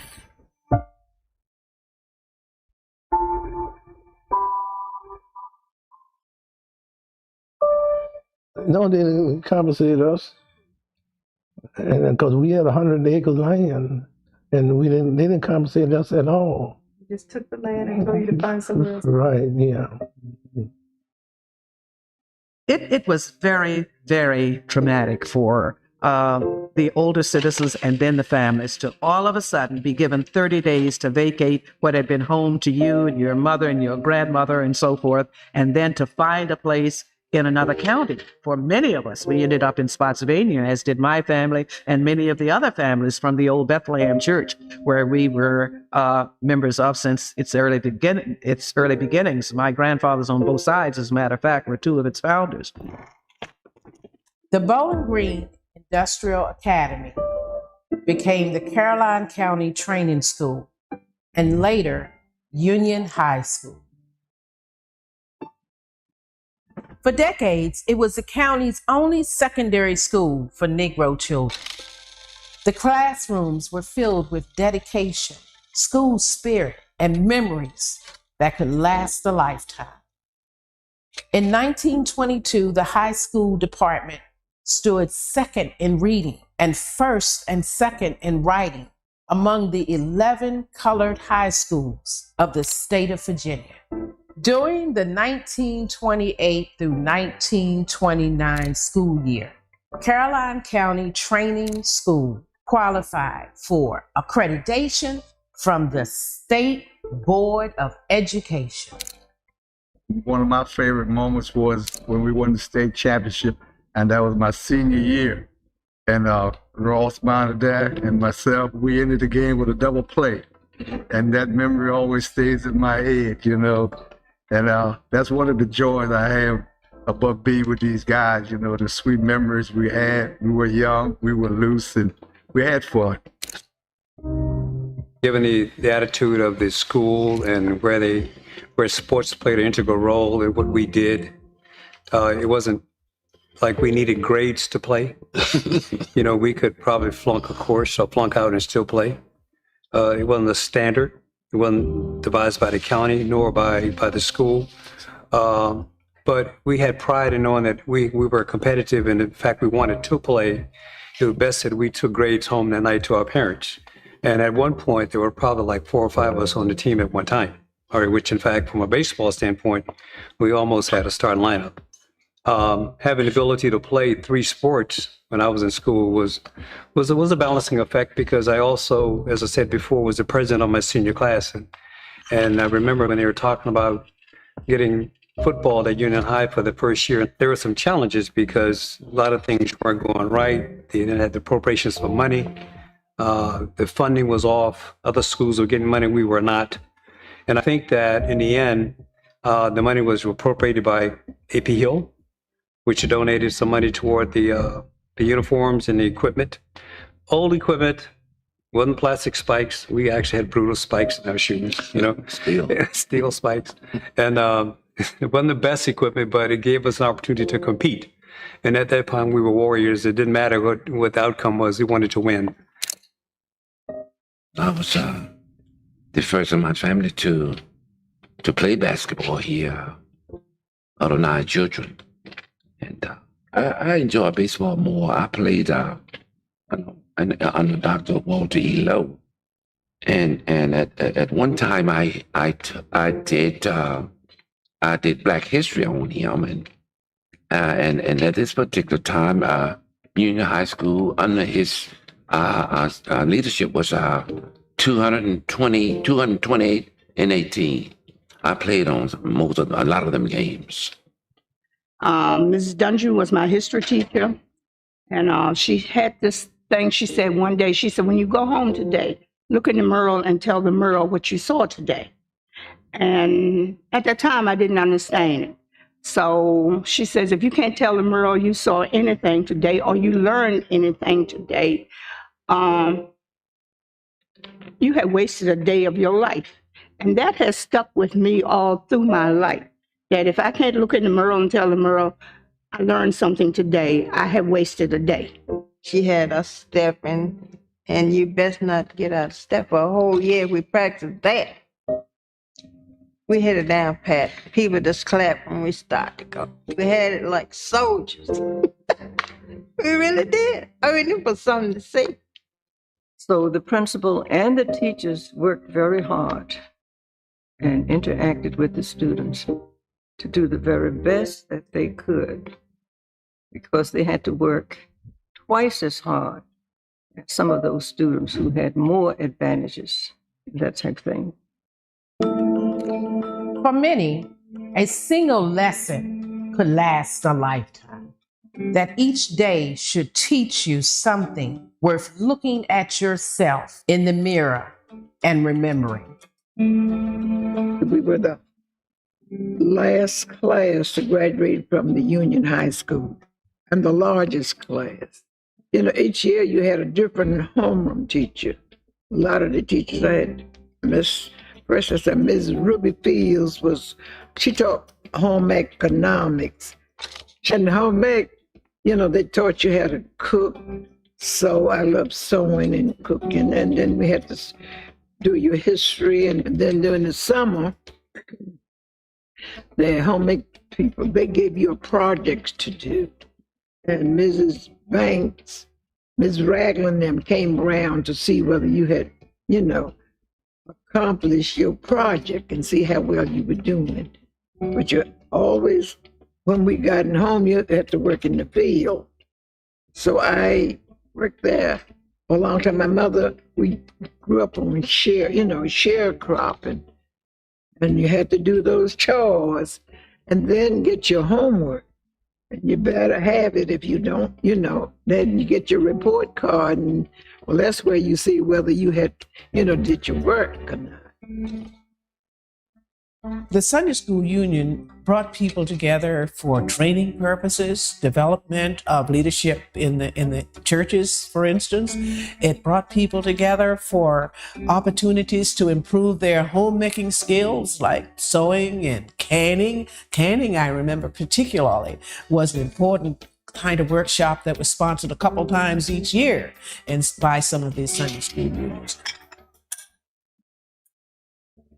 The young ladies had to take 6 weeks of agriculture and the young men 6 weeks of home economics. And of course, it was good to know, what various grains and the names of the animals and all. And it was important that we also stayed in school. Out of 7 brothers, 7 boys, we didn't have a police report. We didn't have any violence. We didn't have any first. No one got ever put out of school. All of us graduated, and we were blessed that the parents were able to establish that foundation for us. but also give us that support, the church, community, and friends who were our biggest allies at the time to help us to become young men. And a lovely family, a lot of aunts, a lot of uncles, great support system. And Union High was a part of that system.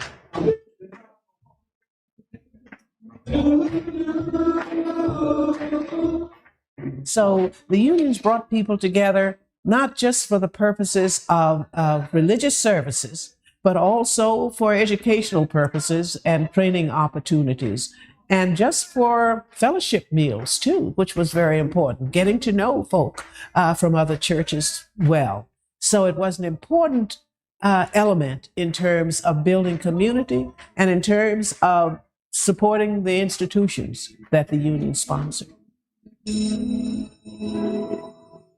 Union High was part of something larger, a network of churches, families, and faith united through the Sunday School Union. It was a place where education and community walked side by side, where the church pews and the school desks were bound by the same purpose.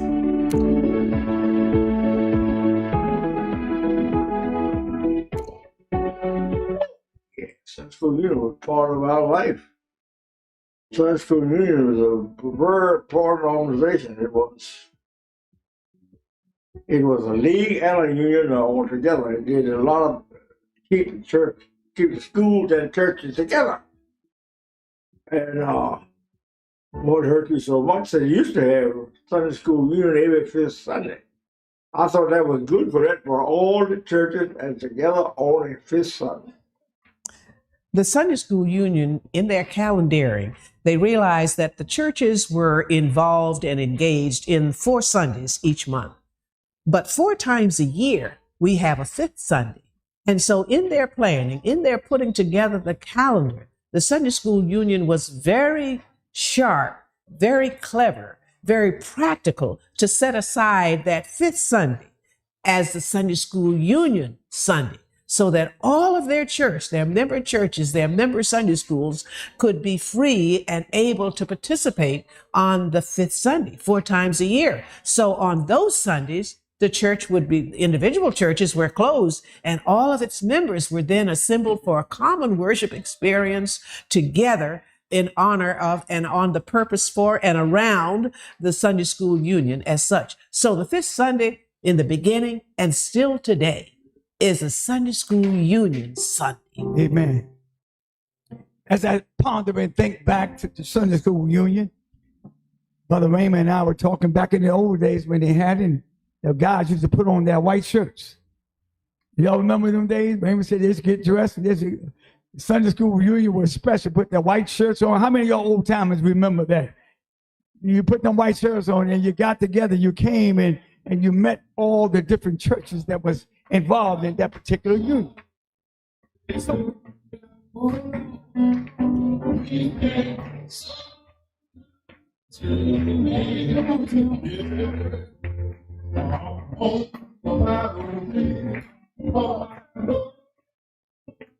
You look back over your life and you think about all of these things. And when we get together now, we talk about the wonderful times that we spent at Union High, because we were like a family.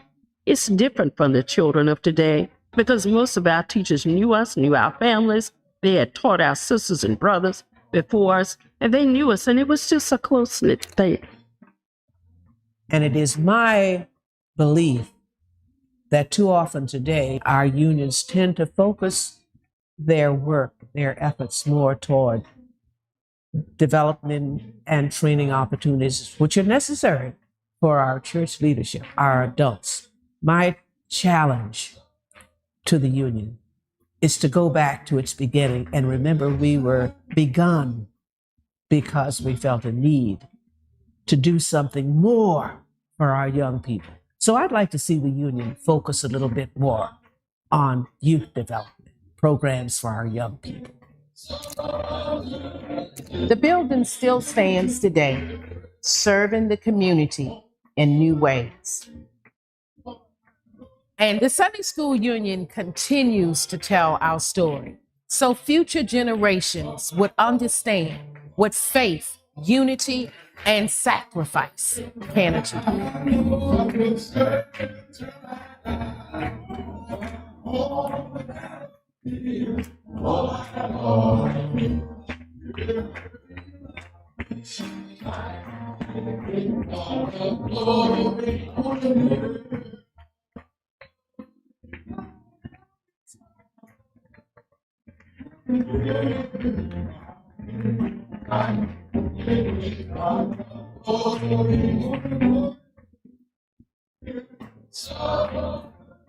Dr. Hudson, would you come up to the mic for a second?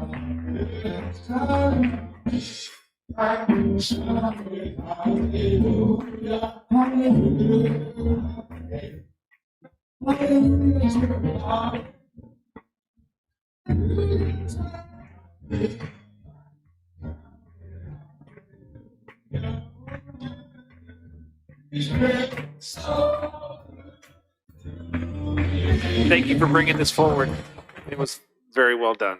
Thank Very you. well done. I commend you. Thank you. Thank you. And thank you again for your support and for helping us to make it possible. Thank you.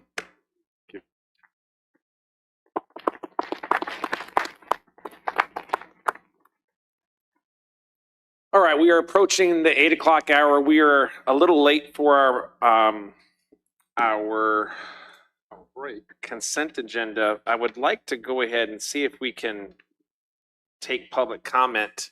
That way, if anybody here would like to make comments before we take our break, they don't have to sit through that 15 minutes. So we will skip ahead just briefly over our consent agenda and open up our public comments. So if you have any comment that is not already been presented in a public hearing that the board has not yet decided upon, then you may bring that up. You will have 3 minutes to express yourself. And without further ado, we'll go and open up public comment.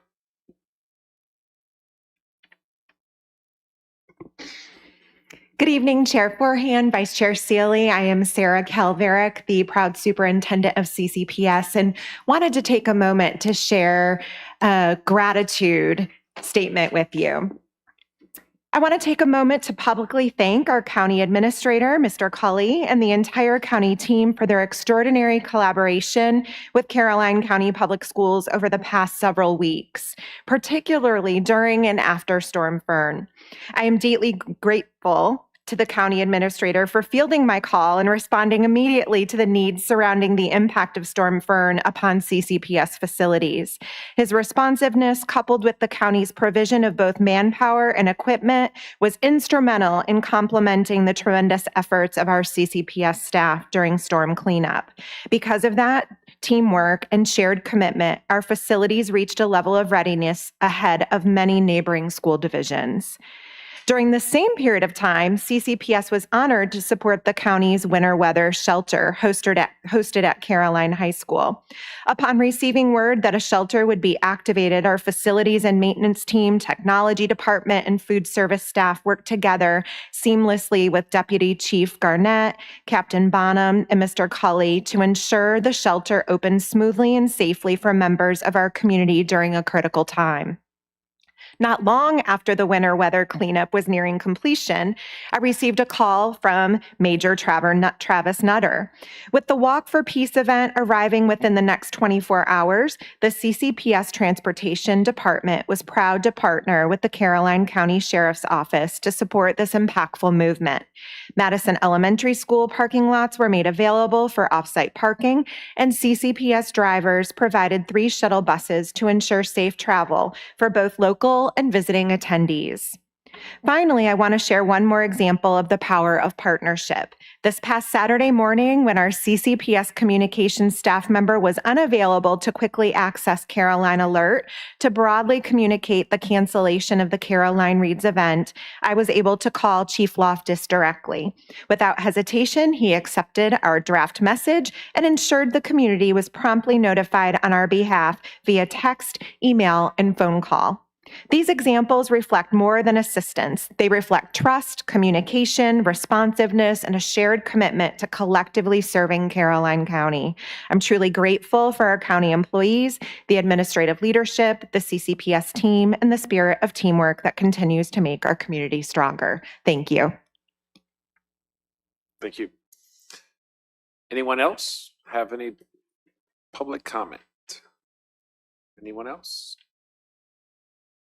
All right, well, seeing none, we'll go ahead and close public comment, and we will have a hopefully short recess. We're going to reconvene around the 8:15 hour. So about 15 minutes or so. All right, thank you very much.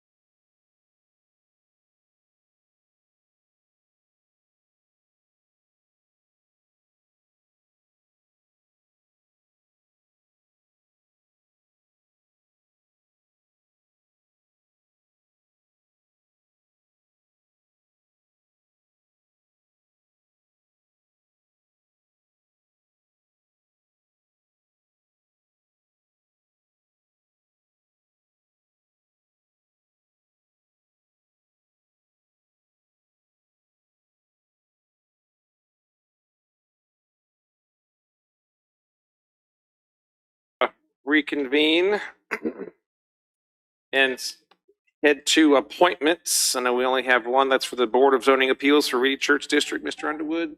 Yes, Mr. Chairman, thank you. I'd like to reappoint Ms. Jeanette Washington. Second, Jeanette Washington. Yes. she is the current. All right. We have a motion and a second. All those in favor say aye. Aye. All right. We have a reappointed Board of Zoning Appeals member. All right. Next, we are going to head to the consent agenda. We have A through L. Mr. Chairman, I'd like to pull agenda item G. G. All right. Mr. Chairman, can I pull agenda item F? F as in Frank. Yes. Okay. Any others? All right, or entertain a motion. We will do A through L with the exception of F and G. Move, Mr. Chairman. Okay, Mr. Underwood and Mr. Thomas for a second. All those in favor say aye. Aye. All right, then we have an approved consent agenda with the exceptions of F and G. So going to F, supplemental appropriation for FY 25-26 county attorney budget for work on Aqua Virginia rate case merger from the SEC.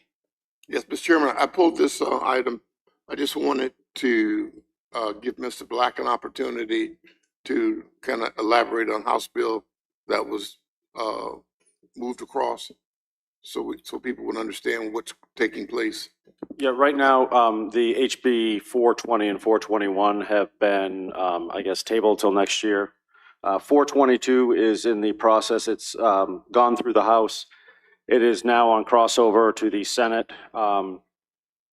Fluvanna, in talking with Delegate Cole, Fluvanna County is on the Senate side, I think, is trying to take the lead on getting a Senate sponsor. So that way it's not, doesn't just all come from Caroline. So the whole idea behind it is like, hey, you know, Fluvanna County probably has more aqua customers. They actually do have more aqua customers, I believe, than we do, especially water and sewer. So Fluvanna County is working on a sponsorship right now. I think one of the supervisors, Tony O'Brien from Fluvanna, has a meeting with their state senator tomorrow, I believe. He texted me yesterday that they are, so that's where we are on those bills. And then it passed the House 60, I don't want to say 62-29 or 60-69. It would pass the House pretty readily once it went through all the through amendments and changes. I think with Delegate Cole, she's not giving up on 420 or 421.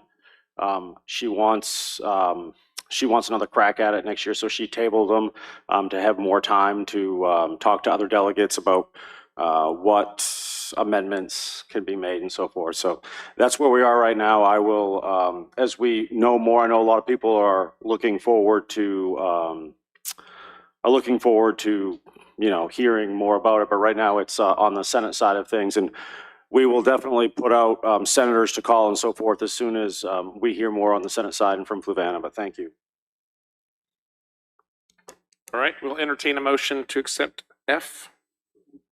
All right, we have a motion and a second. All those in favor say aye. Aye.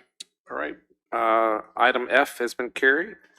And so item G, Mr. Seeley. Mr. Chairman, in the past, I have not voted for this particular language, and I'm just pulling it because it is not a language I'm going to vote for. I understand that the rest of the board might, but it just gave me the opportunity to be out on this. Anybody else have any questions, comments on Mr.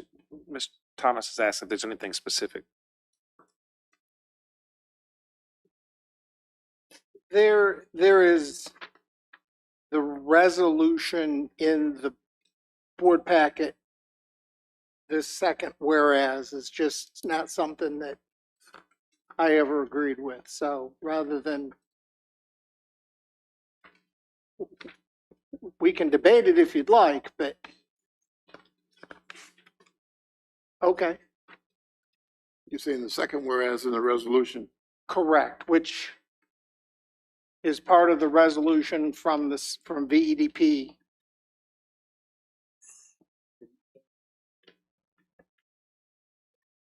Is it on page 1 of Exhibit A? It's on page 1, just underneath the summary. If I may, just a terminology, I think Mr. Seeley, what he's referring to on page 1, those are the recitals from the original performance agreement. I think you said resolution recitals. From the original. From the original, from January 2024. Right. So they're excerpted there because they're the basis for this new agreement. Moving forward, right. Right. But I think Mr. Seeley's saying he didn't vote in favor of the original agreement. Didn't agree with those recitals. Pulled it for that reason. Okay. So Mr. Seeley's complaint or I guess dissension is related to the local match that the locality is required to make. Correct. Okay. And then we have many, I think, Mr. McKenzie, isn't that the way the Virginia Economic Development Department works with local matches on all of their things or most of them? Yes, I mean most of their grants, not all of them, most of them, this one included, require a local match. This particular grant is unique. It's what's called an MEI grant, and it goes through a special process when there are larger grants, and you end up with specific legislation. And so this particular local match is driven by that specific legislation, and indeed the agreement that's in your consent agenda is required by that legislation. And that's why we went into the original agreement, was part of the local match. The original agreement contemplated that there would be there was this specific legislation creating a new grant. They were earlier on in the process when we were doing our local performance agreement. So the agreement had these recitals that were somewhat vague in nature due to the fact that the grant process hadn't progressed, saying that the county would assist in the future as that grant process progressed. In fairness, this agreement was 2 years ago. I think it was kind of contemplated that it would happen relatively close to the agreement. As it turned out, it was a couple of years later, and that's why it's being kind of brought back up now. It's because they have just now completed all of that grant process, and the other 3 localities that were involved in this have all approved their version of this, and so now the Caroline's is up for review by the board. So I might understand that you're letting us know this, but it doesn't change any of our financial obligations.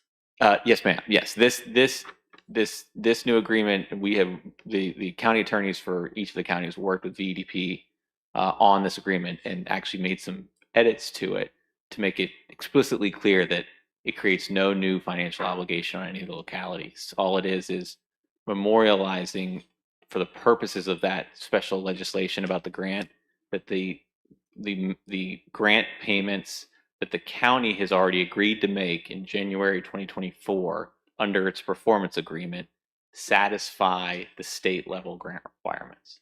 And that if in the event the county's payments are not sufficient, don't meet that 2-to-1 metric, the remedy is that the state level grant is clawed back from Amazon, not that the county would need to pay more money. This new agreement will not create any new financial obligation on the part of the county. Thank you. That makes us, that's how I looked at it, but I feel much better hearing it come from you. All right. Have a motion to accept G. So moved. We have a motion. We need a second. And we have a second. All those in favor say aye. Aye. Do a roll call vote. Mr. Black? Aye. Aye. I'm aye. Mr. Seeley? Nay. Ms. Aye. Long? Mr. Underwood? Aye. Okay, so G carries as part of the consent agenda. And we will move on to the next item, which is our first public hearing, text 05-2025, an ordinance to amend the Caroline County zoning ordinance by amending Articles 4, 9, 10, to add tower and other special exception use, and 2, amending Articles 2 and 15 to revise or update definitions and standards for communications facilities and towers. Mr. Pennington. Thank you, thank you, Mr. Chairman, members of the board. So to clarify, the original plan was to amend all of those sections of the ordinance. After communicating with the county attorney, we decided that we only needed to amend Article 15, Section 8B of the ordinance. So the first public hearing tonight for TXT 05-2025 is revising the standards for communication facilities. The proposed amendment adds language to Article 15, Section 8B to clarify that towers providing point-to-point communication for internal operations of a public utility or government entity are separate and distinct from towers for cellular providers, and they may exceed the maximum height of 199 feet with approval by the Board of Supervisors. Communication facilities require approval of a special exception permit in the RP, AP, RR5, B1, and M1 zoning districts. The Planning Commission held a public hearing on December 18th, 2025, and forwards this text amendment to the Board of Supervisors with a recommendation of approval. Could you scroll down to the text highlighted in red, please? And so the additional language to Article 15, Section 8.b is shown on your screens in red. That's the only addition to this portion of the ordinance, and I'm happy to answer any questions that you may have. This is any government entity or local government entity? I'd have to ask the county attorney to clarify that. Is this driven by the state? Or No. is this something that we just found a hole we're trying to fill? So this amendment was initiated in response to an inquiry from a utility provider that desires to construct a new radio tower that would be utilized as part of their operations for internal communications only.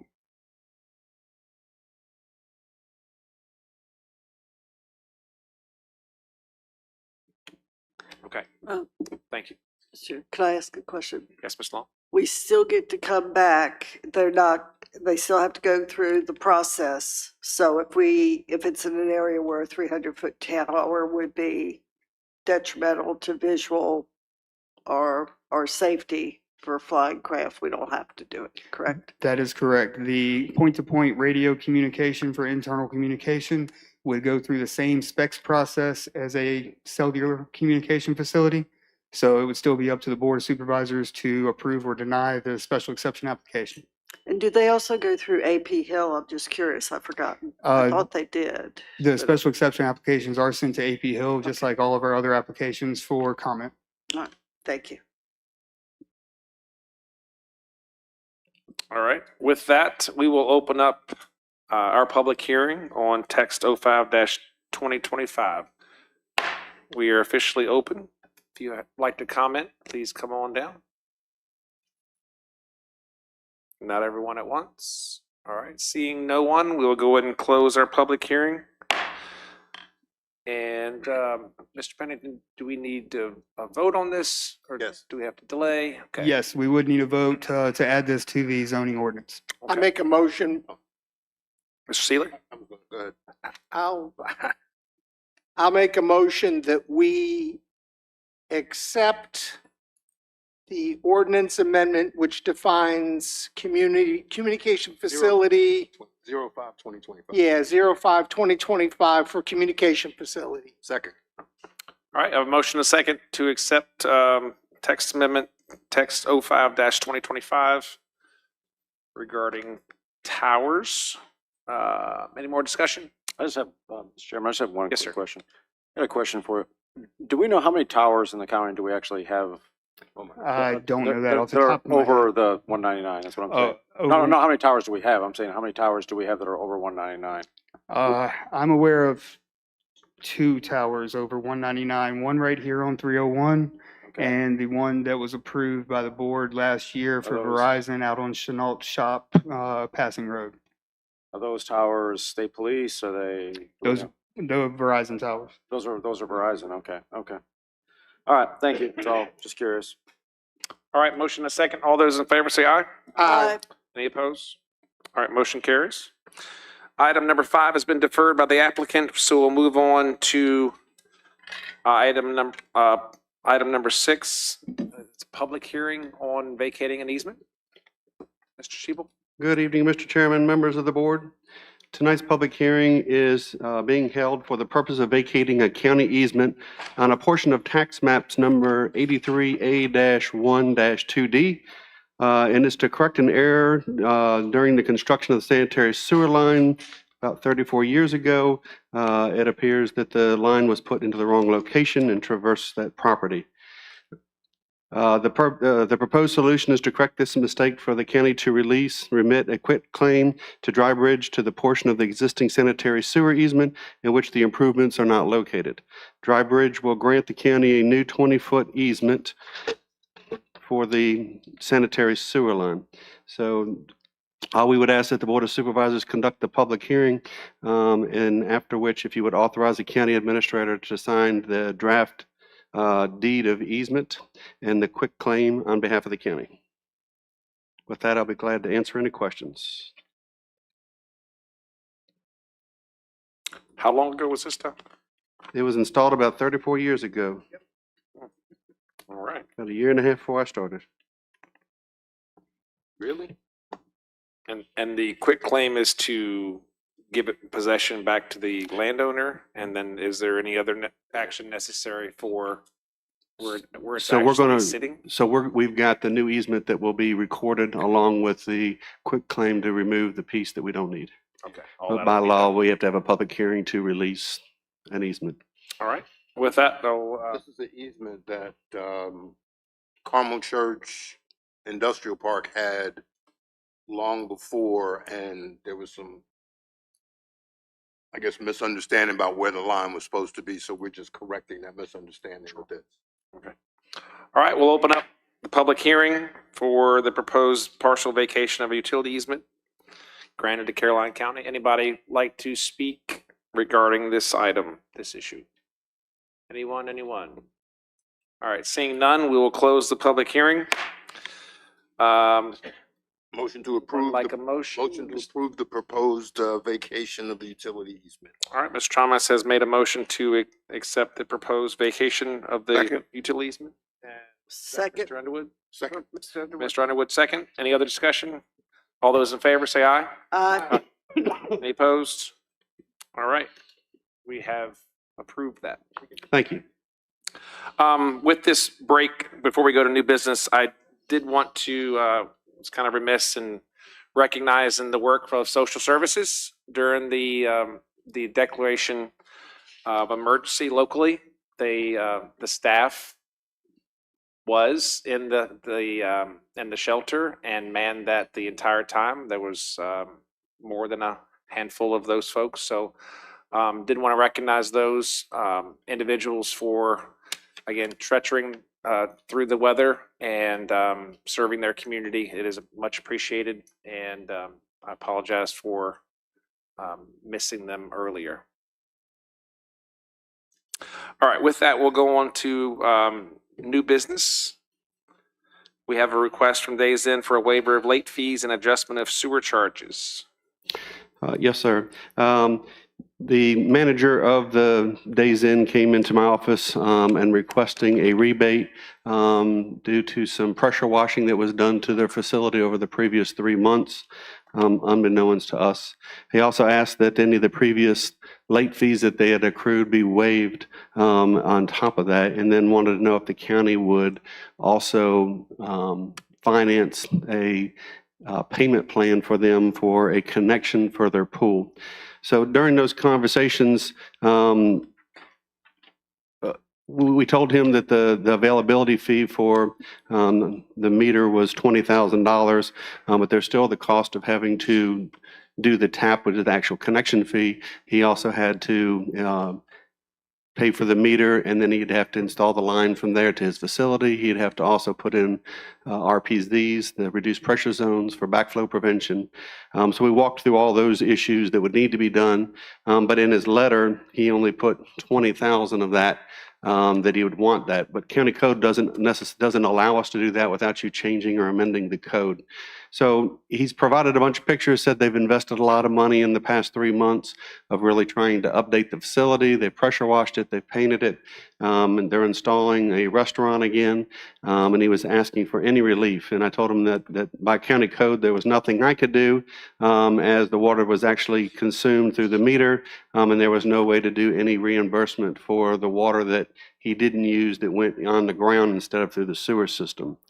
So I told him, he said that, asked if anybody that he could appeal it to, and I said to the Board of Supervisors, which brings that me in front of you tonight.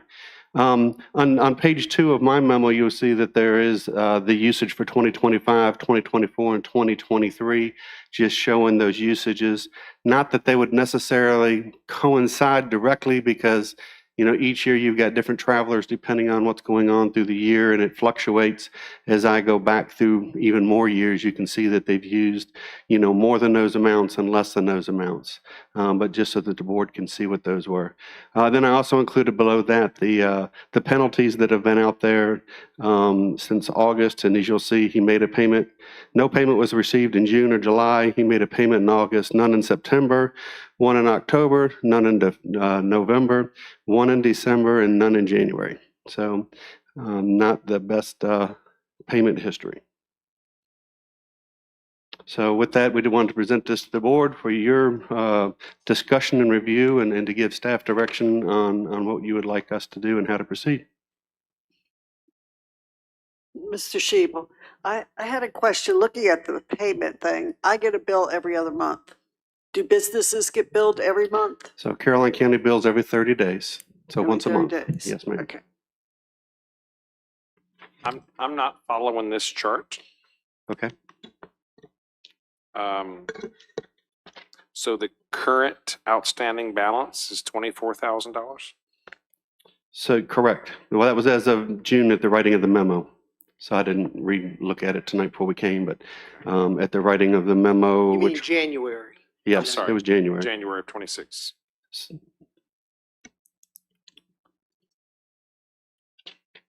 So my memo, the date of mine was January 21st. That's as of January 21st. Because this was supposed to be at our January meeting? Correct. That's what you're saying? Yeah. Now, this is a new owner? He said he was the manager and that they were making improvements. So I don't know that it was a new owner. If you go back and look at the account history, I was able to go back under their name for some 23, and I know it went beyond that. So it's not brand new. And if it had been a new owner, they would have had to close that account and start a new account. You just don't assume an account. So it's an existing. Mr. Shebel? Yes. I know, like, for example, with the residents in, residential area, like for the under Aqua, like people can apply for like a hardship. And in other words, they can do a payment plan to them. So if they get way behind on their bills, I know they allow that. Is that something that does the county do that at all? We do not. We don't have an ordinance that would cover that and how we would actually orchestrate or provide that relief. So we're looking at about $5,500 in penalties since the middle of August. Yes, sir. That's since correct. August 25. That's when he did the pressure washing? Well, he did the pressure washing in November, October, and September. And I just went back to show you that the payment history is not very good, just to show that to you that. Yeah, it's just more for information to give you an idea of where we're at. The letter also mentions the fact that there was usage was way up in September, October, and November, but the November usage is actually right in line with his other usages throughout the year. So that was a little bit baffling to me when I looked at this. The September and October usage are definitely higher for sure, but the November usage is right in line with the August and all the other months that, all the other months of usage. Mr. Chairman? Yes, Mr. Underwood. The interest and penalty, I think I would be willing to discuss of what we can do there, but as far as the water usage, and I'm not willing to budge there at all. We give people an opportunity to pay on a plan, but we don't abate what they've used. We usually look at, and I think we can work with the amount of penalty, I believe. So I just asked the attorney and Mr. McKenzie, he needs to do some research on the code. We don't believe that the code would allow you to waive a fee that was, that's been established by the Correct. ordinance. So it is a utility fee, and it's a, in the utility fund, it's a little bit different. And So we would not be able to, you don't think, waive the He needs- penalty or the fee? I'll have to research, if the board is interested in that, I'll have to research whether it's possible under the existing language, which we're not very confident in, and then whether you could amend the county code to allow for that type of waiver. So I can do that. I'm willing to, if, I don't know how the other board members feel, but I don't want to abate, like I said, the water that was used, provided that we make some plan for it to be paid in a reasonable time, but the bill itself, when it hasn't been paid prior to this, and the history is all I have to go by, that it hasn't been paid on a regular basis, I don't see anything for us to do. That's the cost of doing business. I mean, you take the bitter with the sweet. Mr. Chair. Now, just to clarify, Mr. Shebel, this is just sewer? correct. So if you actually look at the dollar amount in 2025 for November, October, and September, and you look at the difference between 2024, it's $3,786.26 difference if you compared year to year, 2024 to 2025. Now, we did have a rate increase, that was a 5% rate increase, so some of that difference in cost would be rate as well for dollar to dollar amount. But the dollar amount, for those is 37,886. Mr. Chair, if I could. Yes. When I first read this, for some reason I got the impression reading the letter that this was someone who had just taken over. And I'm thinking, well, maybe this is a learning mistake, not missing the bill payments. There's no excuse for that. But maybe he didn't realize when he was doing the power washing. Now, I think that's great because it looks a whole lot better, and we need the hotels or motels on that area to look nicer, and it certainly does from the pictures, but it's still a business expense that has to be done. If it was a fact that he didn't realize it, I wouldn't mind helping a little bit on, shifting payment plans out or adjusting a little bit on the penalty.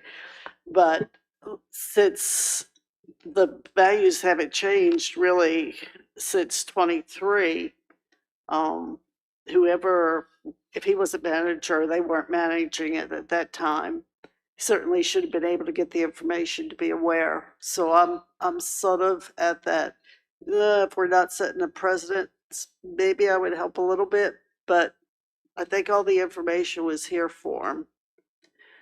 So, but I do appreciate that the building certainly does look better. Mr. Cully. Mr. Cully. Mr. Chairman, can you mind if I ask a question? Mr. Chairman, Yes, Mr. mind White. if I ask him a question? Sure. So let me just ask you this, and this might be more of a treasurer question or a commissioner revenue question. If someone in Caroline gets behind on their taxes, say I fall in a hardship and I get behind on my taxes, can I thought in the past I've seen, and maybe I'm wrong, where you can set up a payment plan with a treasurer to say, hey, look, some sort of, they will allow you to say, look, if I'm in good faith, it's not like, hey, I'm going to not pay my taxes. If I'm in good faith saying I've got a hardship, I thought in the past, like Ms. Curran, I remember years ago, Ms. Curran saying, all right, like if you're making payments and working on this, we'll work with you and not Right, charge. because the taxes go delinquent. And so when they go delinquent, then when they're in collection, then the treasurer can work out a payment plan to keep them from going further into collection where they ultimately the property gets sold. Okay, A water bill's, sewer bill a little bit different okay, in that there is no way to, all we can do is cut it off. And yeah, Okay. there's no collections. all right. So it's a 60-day delinquent, right? Am I saying that right? And then we cut it off. And we have had a hotel, I don't think it was this one, but we have cut one off one time that owed us a tremendous amount of money when I first got here, and they paid all the back, and that because they have to come up current. But yeah, it's just a different, the way the tax laws are set up, that the treasurer can set up a payment plan because they have that ultimate sort of control at the end. If you stop paying, then when the time runs to a certain time, then they put it up for sale and you lose your property. But it's different with a water and sewer. Well, this is an enterprise fund, correct? So Correct. it's supposed to be completely self-sufficient. Correct. And so it's a And lot harder to forgive things. My only Payment concern plans. is there seems to be a trend. We wait till we're almost 60 days and then we make a payment. We Because wait it's till gonna we're get- 'cause it's gonna almost get 60 cut days off. and we make a payment because that keeps it from being cut off. I And- could have went and- back, years and showed you the same type of thing. I just went back where it was the most recent paid in full. So if I went back 2 months prior to that, it was in the same thing delinquent. So it is a constant, issue of cash flow. So this trying is to pay. a business practice. It is, yes, sir. So I'm just, it's an enterprise fund. Everybody that's in it needs to pay their bills. It is the way that we support water and sewer. And And if he had come to us prior to that, we could have put a meter on a hydrant and he could have used the water off of the hydrant in his to fill property. the pool. And, well, they use that now to do the pool, so they don't have to pay the sewer. We could have done the same thing when they were pressure washing, and then we would have known exactly what the water side was, and then, from that, but we had no idea to what's used. If you actually go back to 23, if you add up those 3 months, it's 13,365. It's actually higher than 25 at 12,721. So in that case, there wouldn't even be a rebate. 24 was a lower year, and it really depends on, what's going on in the area. So I don't know how much water was actually used during the pressure washing. If you look at the gallons differences, that's a whole lot of pressure washing. Mr. Shiva, can I? Yes. I just got another question. I mean, because it mentions in the letter about like the possibility of like, or you had mentioned the idea of like doing a sewer meter. So are there any businesses that actually, do you have anyone that actually does the sewer meter? Where The YMCA has a separate meter for the oh, pool. they actually do. Yes, And just out of curiosity, what is the installment cost of that? If I'm in business and I wanted to do that and say, look, there's a lot of water that I'm using. If I have a horticultural business, for example, and I have a greenhouse and I'm watering a lot of plants, and so it's not going down a sewer, and I don't want to pay sewer for it if I'm in an area where there is sewer. Just out of curiosity, how much would that business be charged to do that? So it depends on the meter size because you got to pay an availability fee based on the meter. So that could be anywhere between $8,000 for a 3/4 inch, and maybe you go up to a 2-inch, which is $64,000. Oh, okay. So depending on the size of the meter, your connection fee is a minimum of $1,500 or cost plus 20%. So it depends on where it is. Do you have to bore under the road? Okay. You're setting a meter, you got the meter cost that's there, and then you have to still construct to the property of the location. So if you're going under asphalt and repairing that cost goes up. Depending on the utilities and where you got to go, there has to be a backflow device installed on that to make sure that now that you've got a separate connection that it can't back siphon back into there. All So right. So in it's- probably like 95% of your businesses, it probably just wouldn't be financially worth it for them to do that. It's really not. I mean, Okay. by the time you look at it, the pools, because there's so much. If you're pressure washing, a couple times, and if everybody, let's assume everybody went and put in a sewer meter, and our rates went down, the first thing we would be doing is coming back to the board and saying we need to raise our rates, because it's just the way that everybody bills. Because sewer meters are very impractical. So you're ending up while he might be impacted at this particular moment by that, the code is set up if the water passes through your meter that you're charged for both water and wastewater for that. All right, thank you. Mr. Chairman, can Yes, sir, Mr. Thomas. I think Mr. McKenzie said he was going to look at the feasibility of, or the ability, whether we can, as opposed to may. If you'd like, if it's the pleasure of the board, you can certainly, I'm happy to research it. I mean, I've just read through the code section again about service fees. Right now it's exactly as Mr. Cully indicated, that you pay every 30 days, and the remedy, if you don't, is for the county is the discontinue service and then a lien on the property. So I think I've already confirmed that, as Mr. Schiebel indicated, the county code does not provide for any kind of payment plan or fee waiver. The question that I would need to research is it possible to add that to the county code? If you want me to look into that, but I don't know off the top of my head. Stop there before I lose my train of thought. It's another issue that we're not necessarily considering in this yes or no grant thing. And I think that's more Mr. Wilson's area. And Mrs. Long touched on it. The motels in that area could use a little bit of improvement. And there's probably a lot of revenue that we're losing because those motels could use some improvement. I'm not sure if this particular issue would help those motels improve. I want to know if this new management is responsible for paying the bills back in 23 or 24, or if that's the owner's responsibility. Because we need to improve these, and I'm all for saying, I think Mr. Underwood said we could try to help him out by saying, here's the penalties, we'll look at that. But I think we should just let this go for another month until you get us, or Mr. Schiebel can get us a little more detail, Mr. Wilson a little more detail, and figure out where we can go from there. What do we do with everybody else we've done this to? I mean, this is a slippery slope. There are probably residents that pay penalty that don't pay a bill.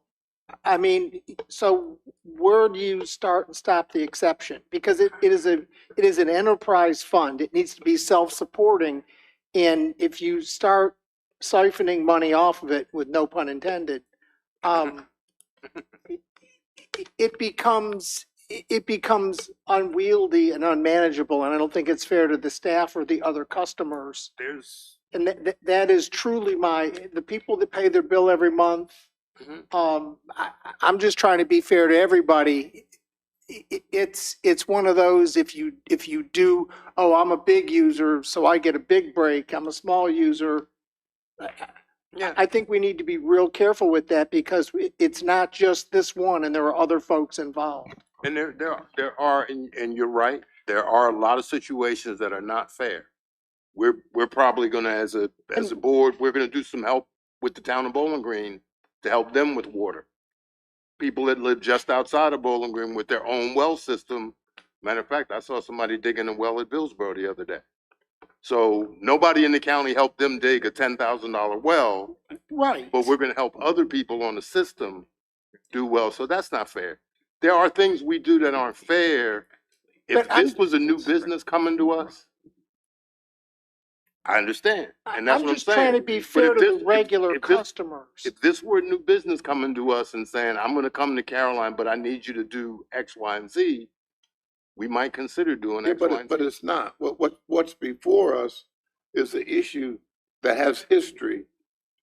So we're bringing in a lot of outside variables to hypotheticals. What we should be dealing with are the facts. And the facts are that they have not lived up to their obligation as a business owner and operator. But that's what I'm asking you. Whose history is that? Is that this new manager's history? No, it's not or the owner's history? It's the same owner. If you look at Mr. Schiebel just said same owner. If I got a hamburger restaurant and I change the manager, I still own the restaurant. It's still my responsibility for the operation and cost of doing business. But if your new manager is doing a lot better and making you more money, That's not our responsibility. It's the responsibility of the manager. There is history where I need to make sure that I'm up to date on my responsibility.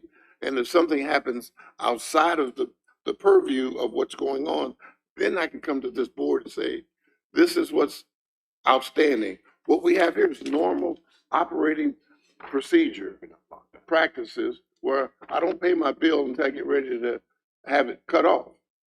And its history says that. Not saying that I came to you after the first time I ran into a issue. This is going on for years, not just a month or two. So what we need to do is look at the facts and make a judgment on the facts. If something comes to us that's hypothetical that says we need to look at other variables, then we do that when it comes. But that's not what's before us. So based on the facts, you were saying you would consider waiving the penalties. I said, the usage, I would not consider at all. You used it, Right. you pay for it. Okay, we If agree. we can work with him with the penalty, I would be willing to say, hey, maybe you can pay it in addition over a period of time. I want you to pay it because we've given other people time to pay Okay. outstanding balances.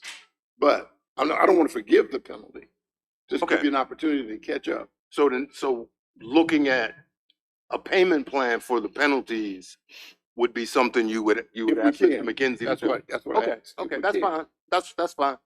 But not the usage. All I'm saying is we need to make sure we take care of this particular hotel and all the other hotels so that they can be better to make the county more money, which is what they're supposed to be doing.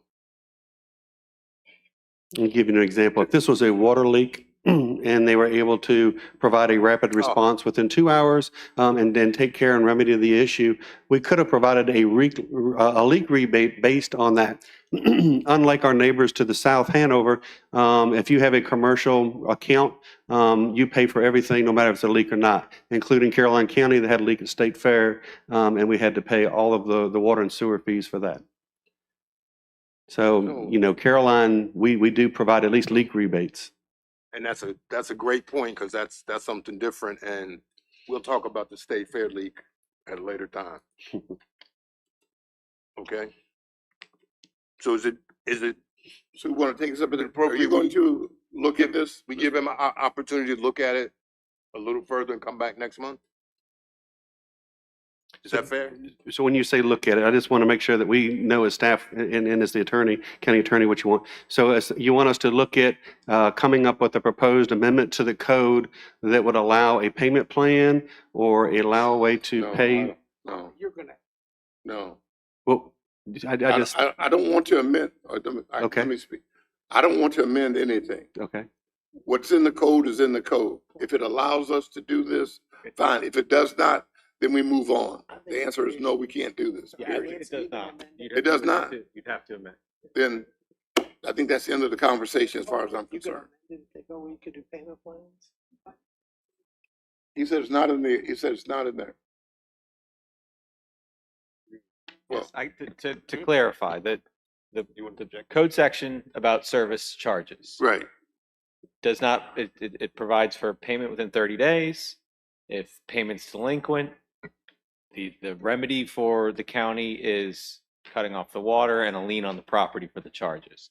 There's nothing in the county code about allowing for those remedies to be delayed in exchange for some kind of payment we need to plan. move on. You'd have to amend the code. And what I was saying was I'd have to first research as a threshold issue whether you can even do that, and then assuming you could, then you could address the ramifications of that, and as Mr. Seeley was putting on others. So, but as it stands right now, that a payment plan is not provided for under your code. Right, then I think we have to move on, and he's gonna have to do the best he can. Do you need a motion? Do you need an action from us? Do we just Do say? we need a no? motion? I think that just makes it sound, a decision so we can say the board voted on it and. Mr. Chairman.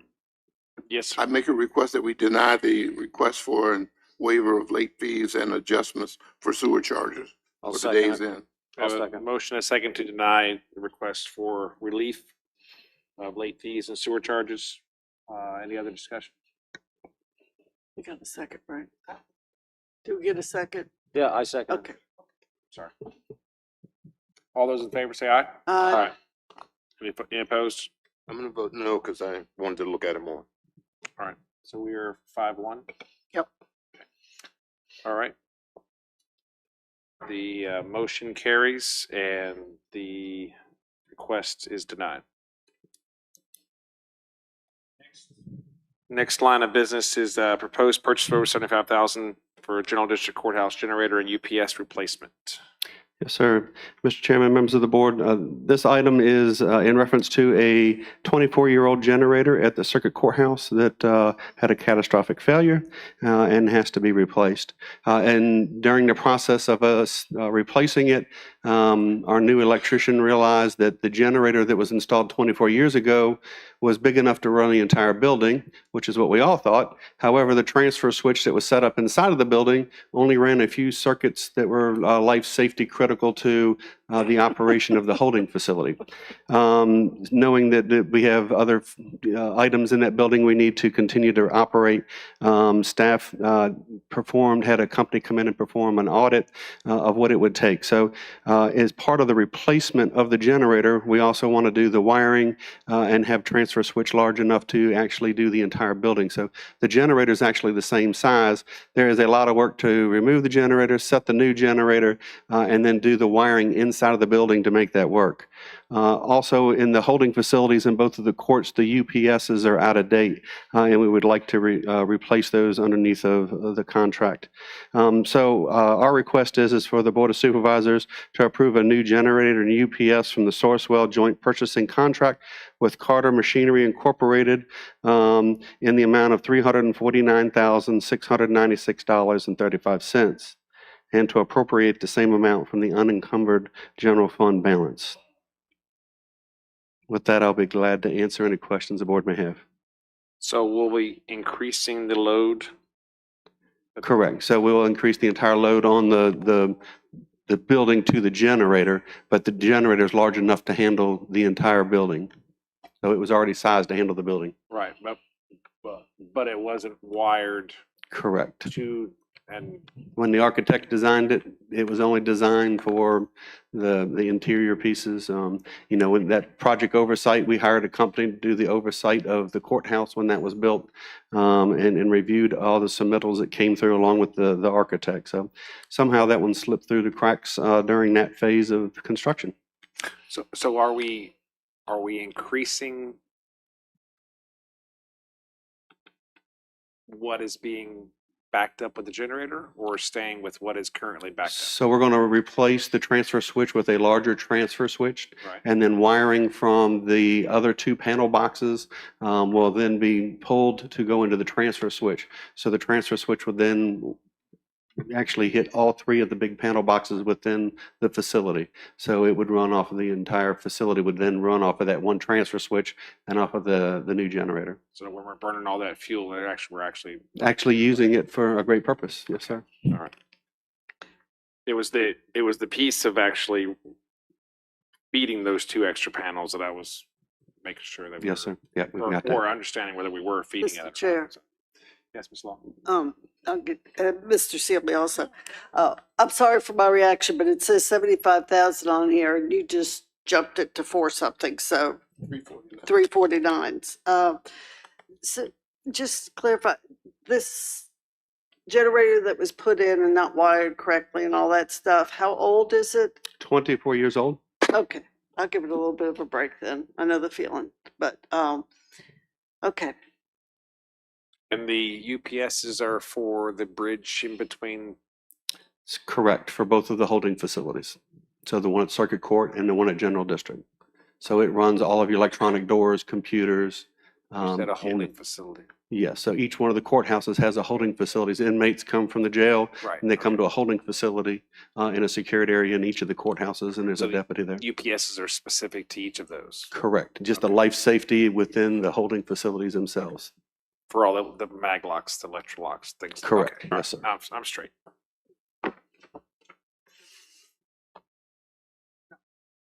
I was just gonna say we saved a little bit on fuel by not running the whole building, so. I guess, yeah, running at low load, so it wasn't running. Yeah, it was idling. Mhm. Wasn't running hard. Mr. Shebel will tell you 24 years ago, the judge said, I want a new courthouse, and there was a little bit of a rush to make the courthouse up and running. Right. And, you know, the older generators just ran wide open, so they didn't idle up and down based on load. So that generator just screamed no matter it needed it or not. All right, is there a motion to approve in order? I assume this wasn't budgeted. It was not. That's why we're asking for appropriation out of the general fund. The unencumbered fund balance. So moved. We have a motion. Do we have a second? Second, we don't have a choice. Yeah. True. All right, with motion to second, the other discussion on item number 8. Mr. Shebel, just really quick question. We have yes, we're going to be looking at this to make sure that this is now done correctly, correct? I mean, Oh, yeah, as we've staff, got, we're gonna- yeah, we're we gonna know make exactly what's sure going on. that- We got a set of plans, been submitted is- to the building official's office for the changes. Yeah, So Jason will be looking to make sure that everything is, according to the plans, okay. and as well as we will. Yep. Okay. All right, any other discussion? All right, all those in favor say aye. Aye. Aye. Any opposed? All right, item number 8 carries. All right, item number 9, approval of addition to courthouse security upgrade project, inclusion of all cameras at county-owned facilities within the Verkada brand security system. Very good. Yes, sir. Caroline County has about 235 cameras in addition to the courthouse cameras. And the new courthouse system has the Verkada system. And now that we have selected that and moving forward, I have found out that that's a very powerful software program. Right now we have multiple applications to view the different cameras depending on which location they're in. So you have to have a password for each one of those and log into those specifically. This would allow all the cameras to be accessible and managed through a single viewing portal rather than separate individual systems. The Verkada security system includes an impressive beneficial AI-based security features not available to the county with our existing system, and it enables the feeds from all the security cameras to be shared at the 911 dispatch as well as the sheriff's office and made available to first responders for real-time emergencies and alarms. The reason why we're bringing this to the board, while we have funding in our current budget, this is an ongoing contract for it's a 10-year contract with a payment for 7 years. So staff cannot allocate money, can only allocate for the current budget year. So we cannot say, well, next year, year after. So we need board's approval to do that. So to take these cameras and bring them into Verkada underneath of a 10-year license, it would cost us $54,114 per year for 7 years. The following 3 years would be free. If a camera goes bad, you put a new camera in and it picks up the remaining license period for that. So as the camera goes out, and all of our cameras, with the exception of the ones at the visitor center, will be able to be imported. We'll have to upgrade those cameras. There is money in the budget to do that as well. But what we would ask the board to do is allow the county administrator to sign a 10-year contract, knowing that we would have 7 payments of the $54,114. So we're not asking for any additional money now. We will be requesting that in each of our budget requests for the next 7 years. Mr. Shebel, this is for county buildings and for sheriff and for all the rescue squad? It's for all the buildings? county facilities, All county facilities. not courts. Yeah, the courts are covered. They're already covered in that. This is all the other buildings we have. To the parks, the animal control, public works, planning, admin, community center, all of our facilities. And that's something everybody's doing now, is putting eyes on the wall for every place. Okay.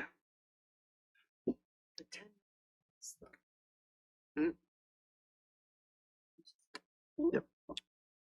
We know what adding to the system would cost if we were to add 10 cameras over the course of a year or two. Is that encompassed in this fee?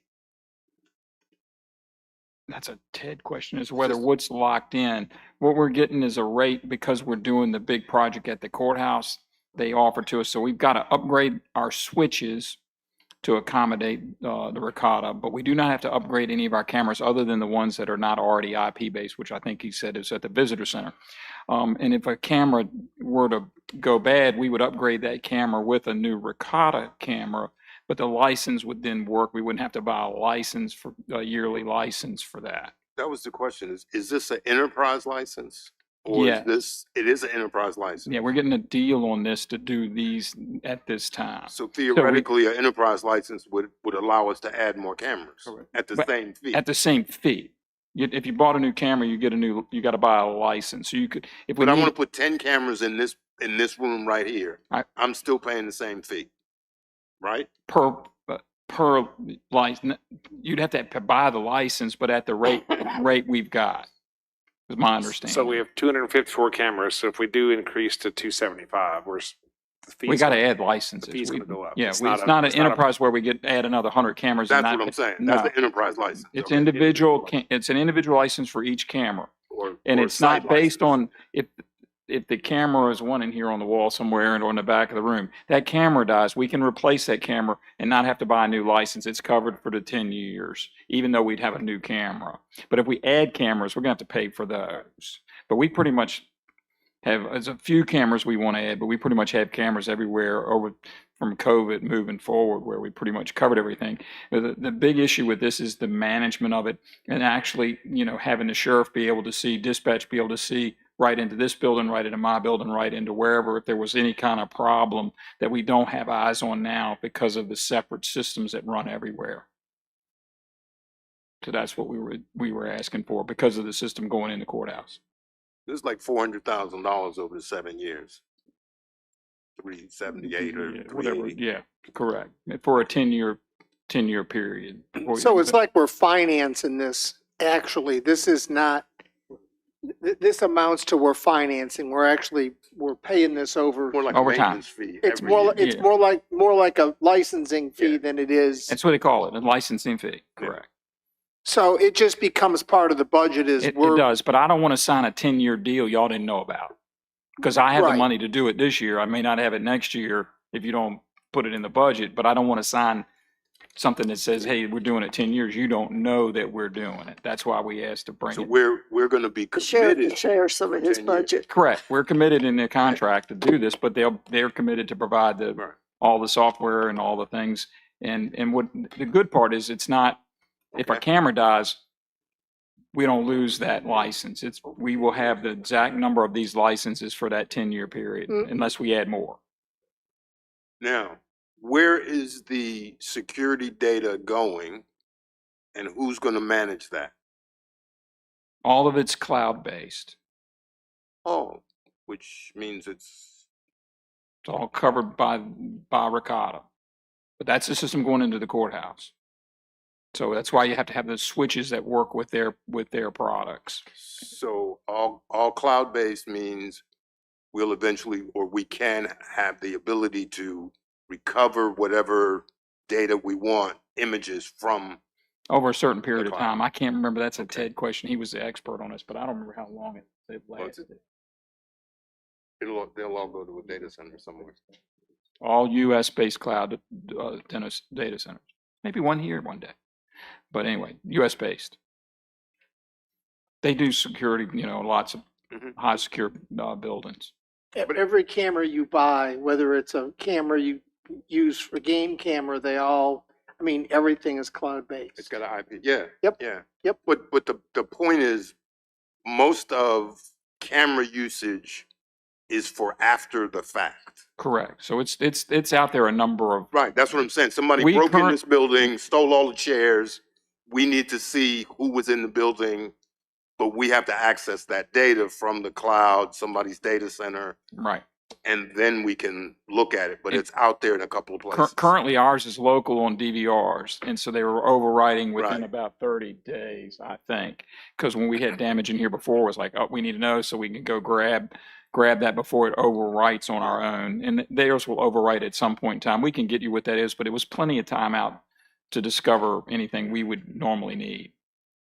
We were able to discover a chair that got ripped by a child in here. We rented the facility out and they said we didn't do it. We were able to go back and pull the camera up and say, well, here's the kid and picture of him that did it. So we were able to actually point that out. These cameras here? Yes, sir. I thought they were for the board meeting. Nope. Okay. That's a different one. Speakers. There's one up on the top. Well, don't point them all out. So, You can see them. so since it's going to be cloud-based, the dispatch center will have the ability to log into this room as we sit here now, and they can direct officers to go wherever they need to go, where the problem might be. So, we're here for protection of everyone, but if an active shooter came into this facility, then of course dispatch can log in, get a description, get the officers en route. If they happen to take me and Travis out, we would have people come in and take care of this Let's problem. not even put that in the atmosphere. Well, I'm okay? just saying, it's a great security feature, and especially if everything's under one umbrella, then we can do anything, anywhere. It's a win-win for everybody, I think. It's also 1984. And, it's, so while they have the ability to view that stuff today, every single server has its own password that you have to get into, username. So, time and is money in their game, or time is lives. So.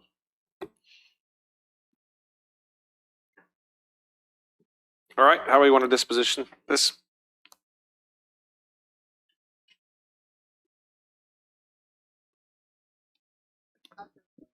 Yeah, we would ask the board to sign a long-term allow the county administrator to sign a 10-year contract.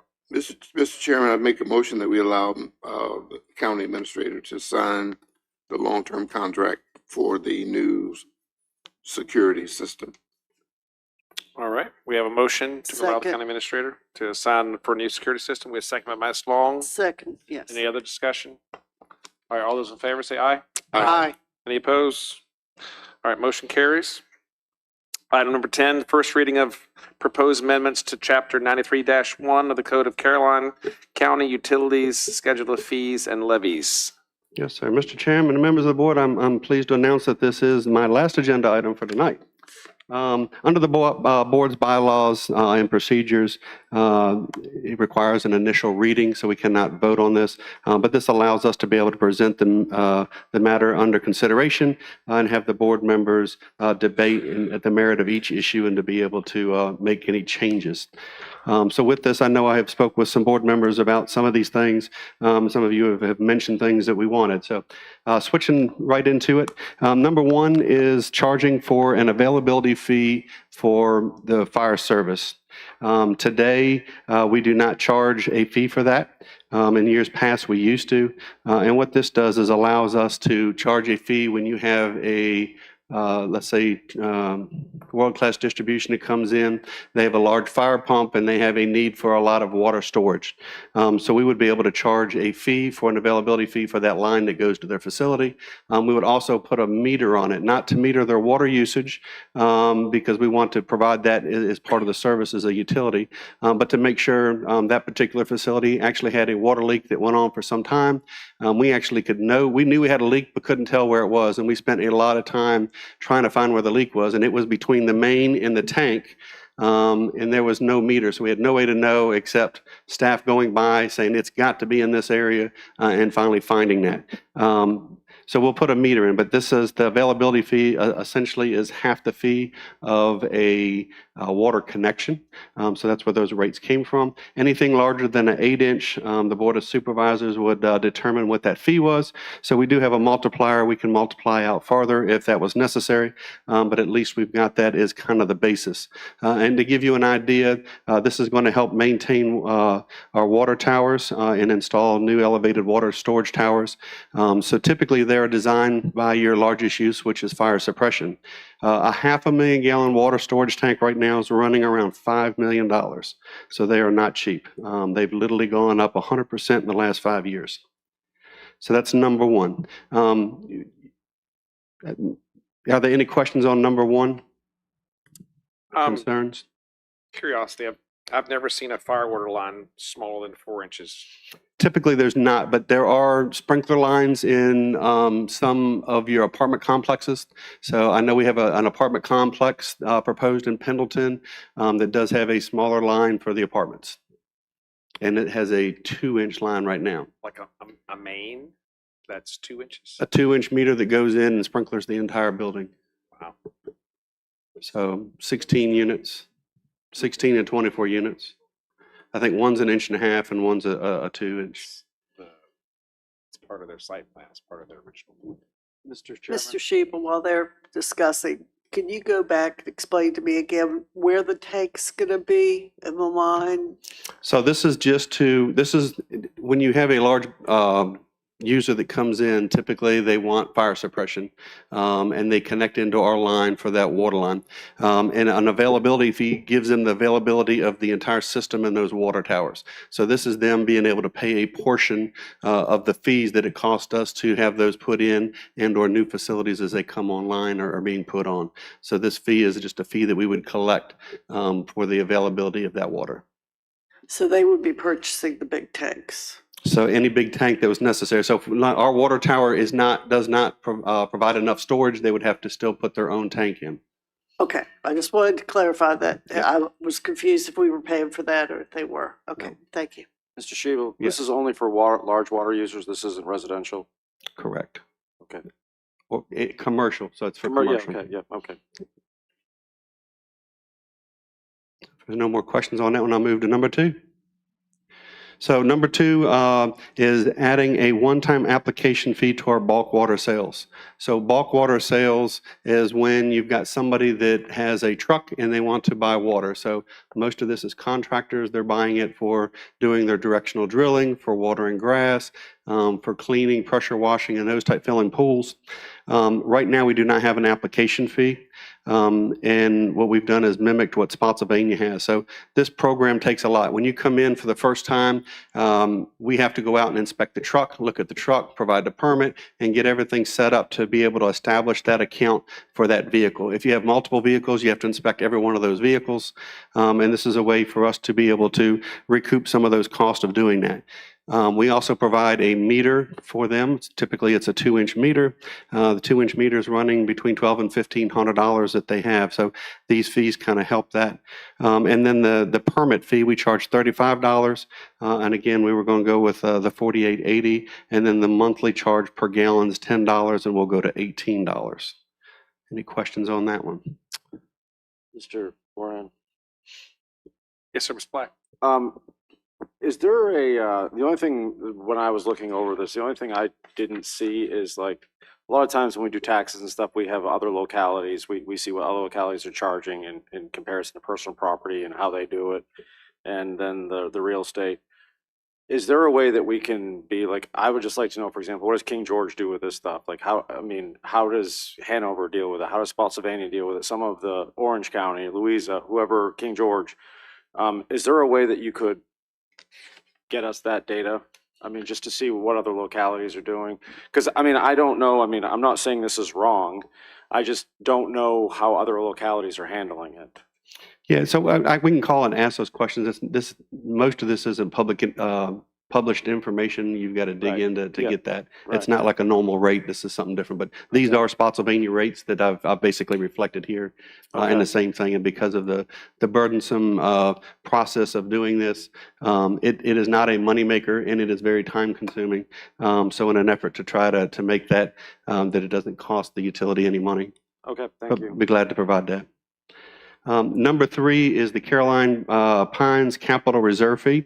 So Mr. Underwood and Mr. Stanley and myself met with the Caroline Pines Homeowners Association back in September. And we kind of gave an update of the utilities and what we're doing in there. One of the things that we were able to show to them is at this time that the current fee that is being charged is not keeping up with the pace of construction. So essentially, we're going to continue to collect money, and we won't be able to do the project that we want to get done because there won't be enough money because the projects are going up faster than the rate. So in the backup information, specifically on sheet 10, it showed you a breakdown of the system. So we are trying to get one project done. That's the Shannon Mill Drive project. So it actually will show number 6 in the papers, but I think So, it's Mr. Shebel, can I just interrupt for 1 second? Yes, sir. So we're going to raise their capital reserve fund that they're paying in advance for any future upgrades or repairs. So this has an enterprise fund for just repairs and upgrades. So it's really for upgrades. We've been using the operating fees to cover the repairs within there. While it could be used for that, really, the intent was to do upgrades and replacement of lines. I remember when we talked with them and we took over this and what we were going to have to do to actually get a fund together that would actually fund future projects in there. So this is the first time that we've seen an increase. And again, with the increased cost of everything, if it stays low, you'll never accomplish anything. Correct. First 5 years that we were in there, it was for them to pay their availability fee back. Then the board established the first rate. So that rate has been the same for the past 6 years. In talking with Mr. Underwood, I told him we really needed to raise this and look at this. So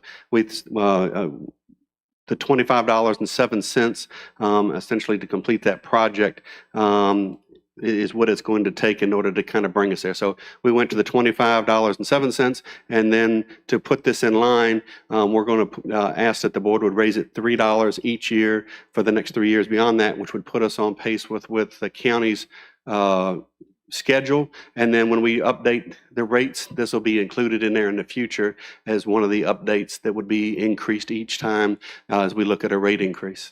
Because their first capital project was pretty expensive, wasn't it? So for us to run the water line down there was just under $2 million. The availability fees that were collected for $1,038,000. So there's $1 million that came out of county coffers, utility coffers, to help cover that $1 million. So, but their first upgrade project in there, we've laid out their projects, correct?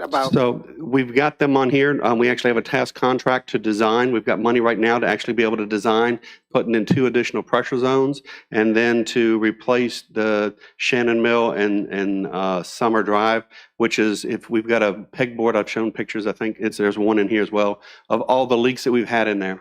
Right. So if you look at those 2, that is where all of our leaks are occurring. We spend a lot of time, that is where our leaks are. You say there's a leak and you could almost say Shannon Mill Drive, and they'd say, yep, 90% of the time that's where it is. So we want to upgrade that. It's the first thing on our list, and it'll save a lot of staff time once that gets done. But the fund that they have is actually accumulating for that project. Correct, it is. Okay. As of September, let's see, I think I had that in my update report to Caroline Pines. It wasn't a tremendous amount of money.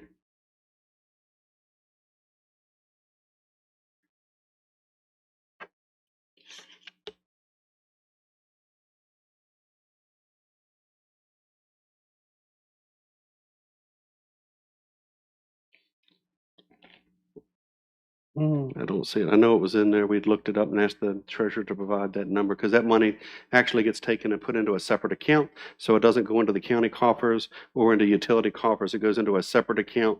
And then we would come to the board to have money appropriated out of that.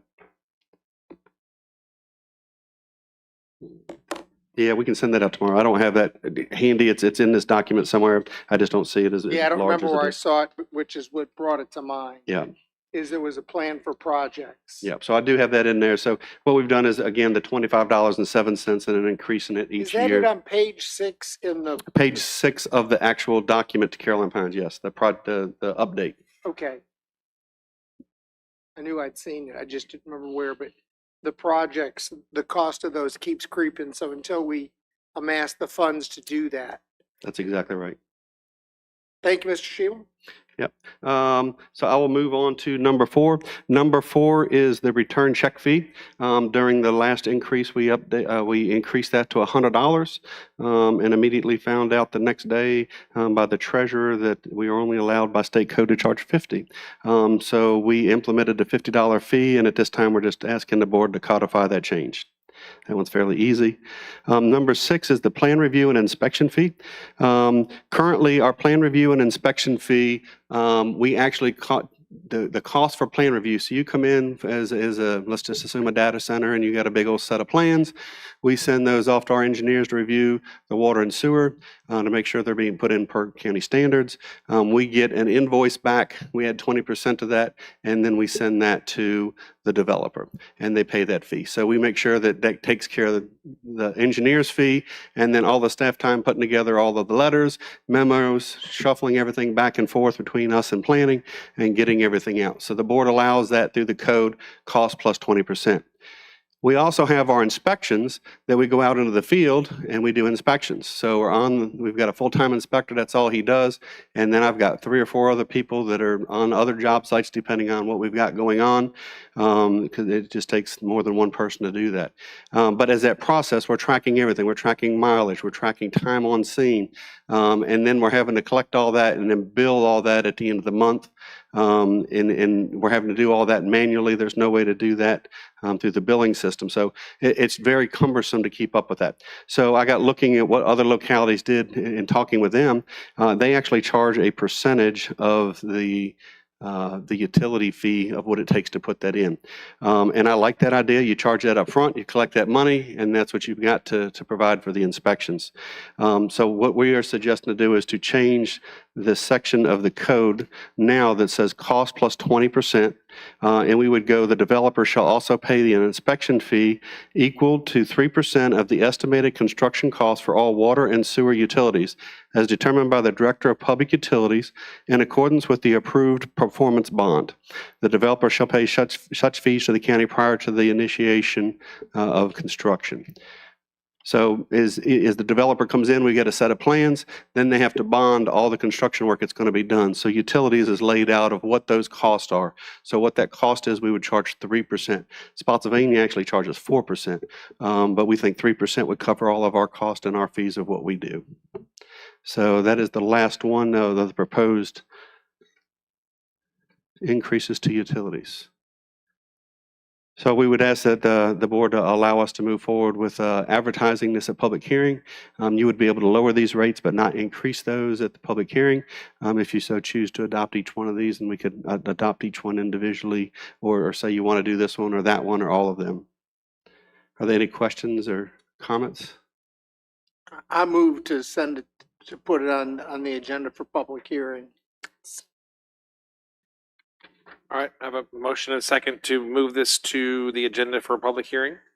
Any other discussion? Mr. Shebel, I just want that data before Yep. before I'm going to vote on this. Okay, thank you. And I would like more data on the availability fees for the sprinkler lines. Okay.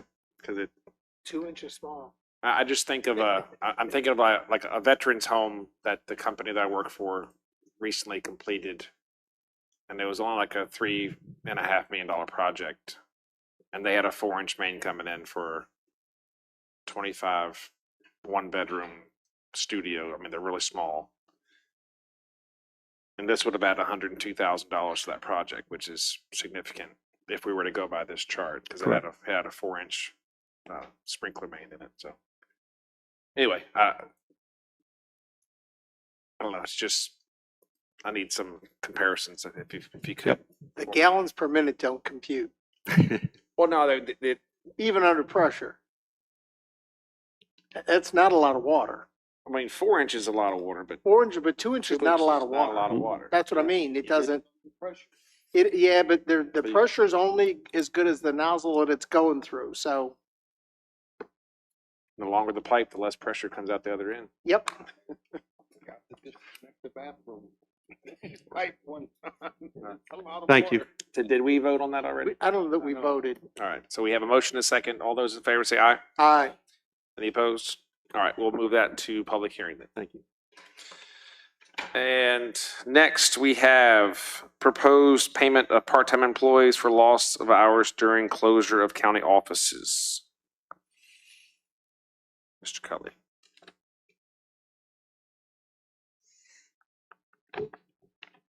Mr. Chairman, members of the board, Mr. Underwood had asked we consider paying part-time employees that were displaced from work because of closing both on Sunday and Monday. And so it's really not a budget impact. We gave you what the number sort of is, but it's mainly convenience center workers and then some staff that part-time that, work in various offices when we were closed that were not paid. So we would, respectfully request that those folks that kind of depend on those hours as part-time. Right, it was through multiple departments. We reached out to anybody that had a part-time person. The others would be library. A lot of the library employees, are part-time. The majority are part-time. So, Are we covering social services as well, since they're a quasi-department? if they had a part-time employee, Wendy, did you have any part-times? so it would cover They're not anybody covered by the state? that had a regular schedule. So if they were scheduled to work part-time on Monday, or part of the time when we were closed, half a day on Tuesday or whatever, then we accumulated those hours. Jennifer reached out to everybody, so we kind of have an idea. So, like I said, it's not really a budget impact other than you're paying people that didn't work. But I don't think you can pick and choose those type employees. Like just do the convenience center and not do other part-time people that also lost wages for our closure.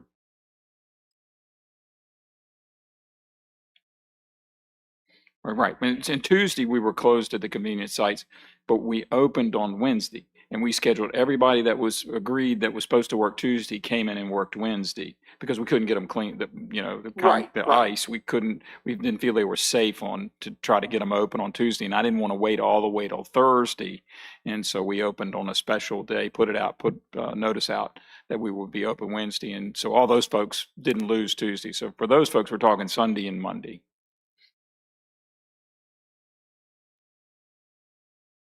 If they were scheduled to work. So, I mean, if you weren't scheduled, you weren't losing anything. Right, losing anything. Yeah, but if you were scheduled to work.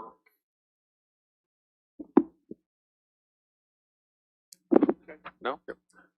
Any more, if any more questions, I'd like to make the motion, Mr. Chairman, that we pay our part-time employees for lost wages due to the closure of county offices.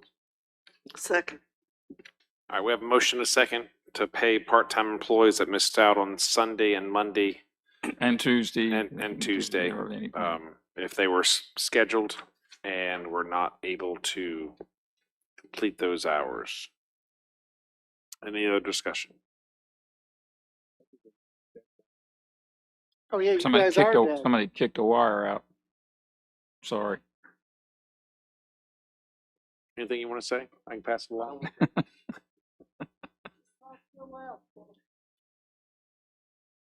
All right, we have a motion and a second. All those in favor say aye. Aye. Any opposed? Okay, motion carries.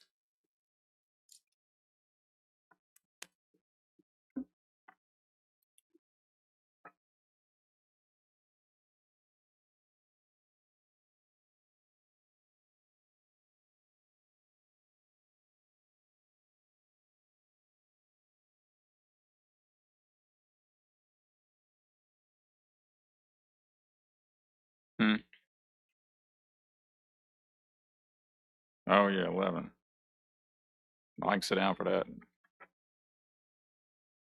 All right, 11A is just a preliminary discussion regarding county markers, county-owned markers, and kind of brought this up because one of the projects that I'm responsible for is near in Henrico's East End, and they have it's near the decoy airfield from World War II. And the county of Henrico has basically it's a historical sign similar to the gray signs that we have on the side of the roads right now.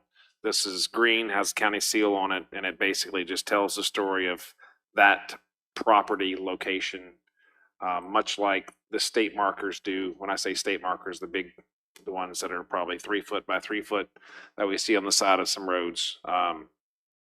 I know that we have a lot of history in this county that's not memorialized in state markers, and I thought it would be just worthy of a discussion if we wanted to slowly over time start adding some of these county-owned and provided markers to, again, tie people to the history of the county more so than what we currently do.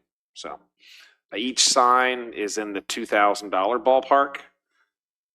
Probably plus some install charges, so you could probably budget $2,500 a sign. How many words, letters go on these? Because that's the, I don't know off the top of my head, but I will say that the one regarding the airfield that I'm using as a reference, and I apologize, I don't have a photo of it, it probably had about 60 words on it. okay, so but it's local, so it's not like you've got to tell the history of the county on it. You want Correct. to tell It's the just history of that site, that in 1944, this site was used as a decoy airfield. decoy airfield, for fear of German air raids, whatever. So this was That was a state marker. those are state markers. That's what I wanted to make sure that, because they have to be approved and everything. The other thing is, those state markers are on the right. We have to get permission from VDOT, and then VDOT maintains the right. You may have to do the same thing there. I don't mind looking at them because I think it's, let's look in a month or so, let's see where we're at, what they cost, and it's not a bad idea. See what a permit to be in a state right of way would even cost, because I don't have a measure for that. at this Right. point, So. And there's a difference if we're doing our own signs or if we're going for state historic markers, they have their own regulations. Right. And These they- would be they write up your outside of word. that This would purview, be, so. these could be just like regular signs. They don't have to be the same style. Okay. Yeah, And we start off with, 8 or 10 the first year, and Mr. Cully must have. Mr. Cully? Real quick, when you're comparing to Henrico, and I don't know where this sign is located, but they maintain their own roads. So if it's in Henrico maintained road, they can get their own sign put up because they don't deal with VDOT, I would assume. Now, various roads in Henrico are state maintained, depends on what road you're talking about, but so to keep that in mind too. So I'm not trying to downplay your idea, but that is the distinction that I point. wanted to add to Mr. Thomas's point about in the right of way, that sign might be in Henrico right of way instead of VDOT right of way, so to speak. And I don't know whether you want to involve the historical societies of the county around as well for, some recommendations of what they think you should be recognizing first or whatever. Obviously, with the video you saw today, there's a tremendous interest amongst various folks about the history of the county. So I probably want to maybe have something out to them.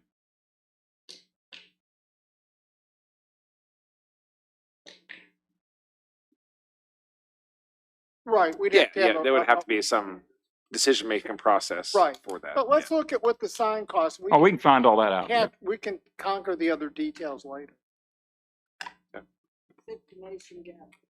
Yeah. All right. And no action required with that. You're gonna cut yourself, Floyd. I don't want to see your blood. Yeah. All right, lastly, we have the information calendar, Mr. Cully. Correct. We included for your review, the status of capital projects update, of course, with our calendar. We have President's Day, Monday, the 16th, so that is a state holiday. As mentioned before, polar bear plunge, go dive in at Lake Landor. Luckily, it's going to warm up this next week or so, so that ice should be gone there. Our next regular board meeting is March 10th, and then we have a March 24th board meeting as well. So those are the things the calendar kind of bear there at this time, but those are what we have going on. Warmer weather, hopefully.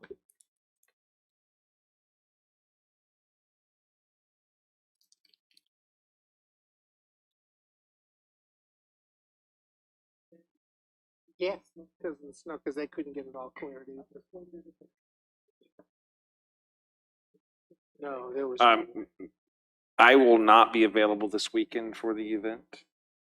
So if somebody. Which event? The Historical Societies, Miss Baird was arranging. Oh, I am.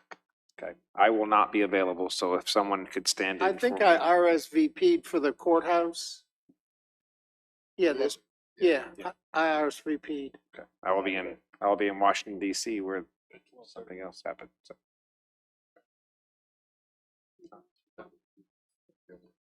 Is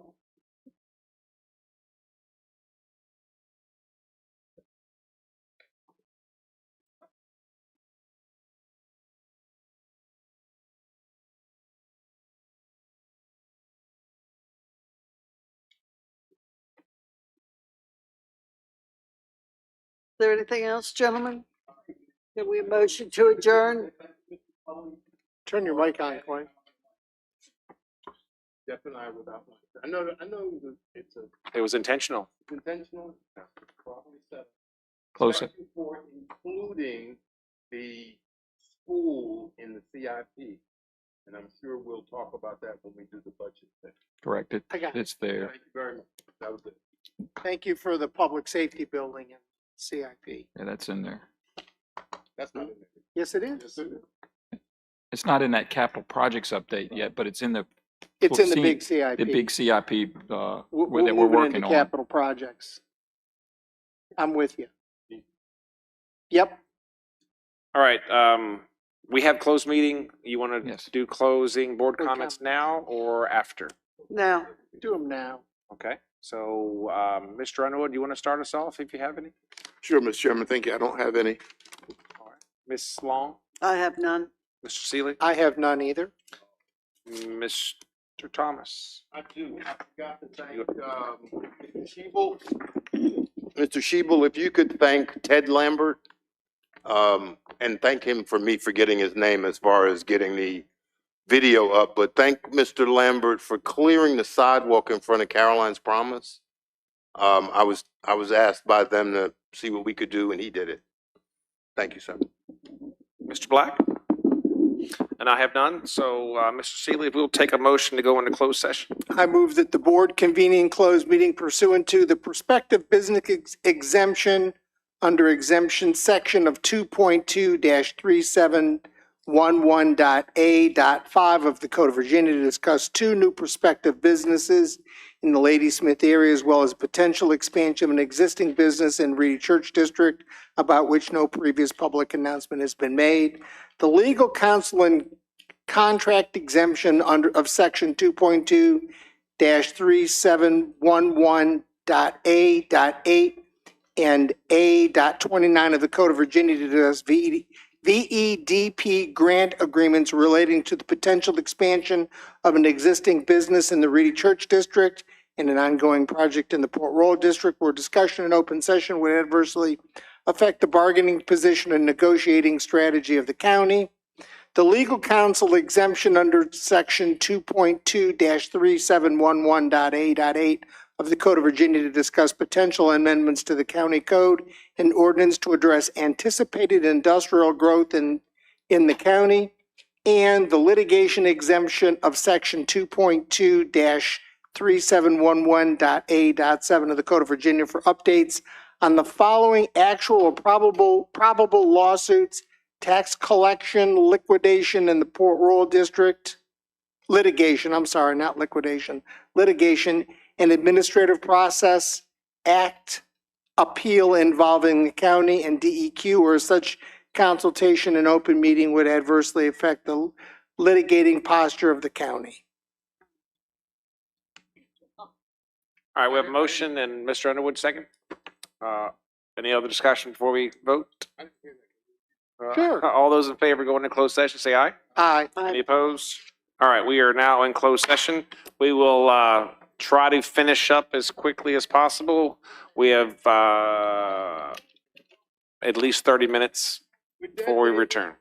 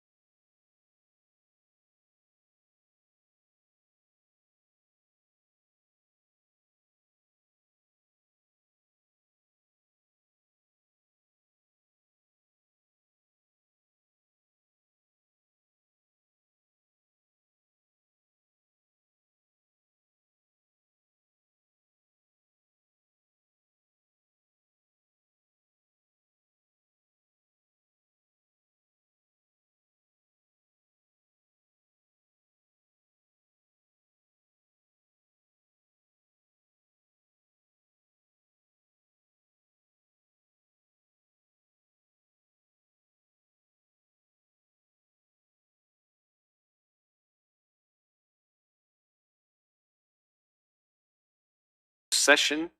Mr. Chairman, I move that the Caroline County Board of Supervisors certify that to the best of each board member's knowledge, only public business matters lawfully exempt from the open meeting requirement by Virginia law were discussed in closed meeting to which this certification applies, and only such public business matters as were identified in the motion convening the closed meeting were heard, discussed, or considered by the board.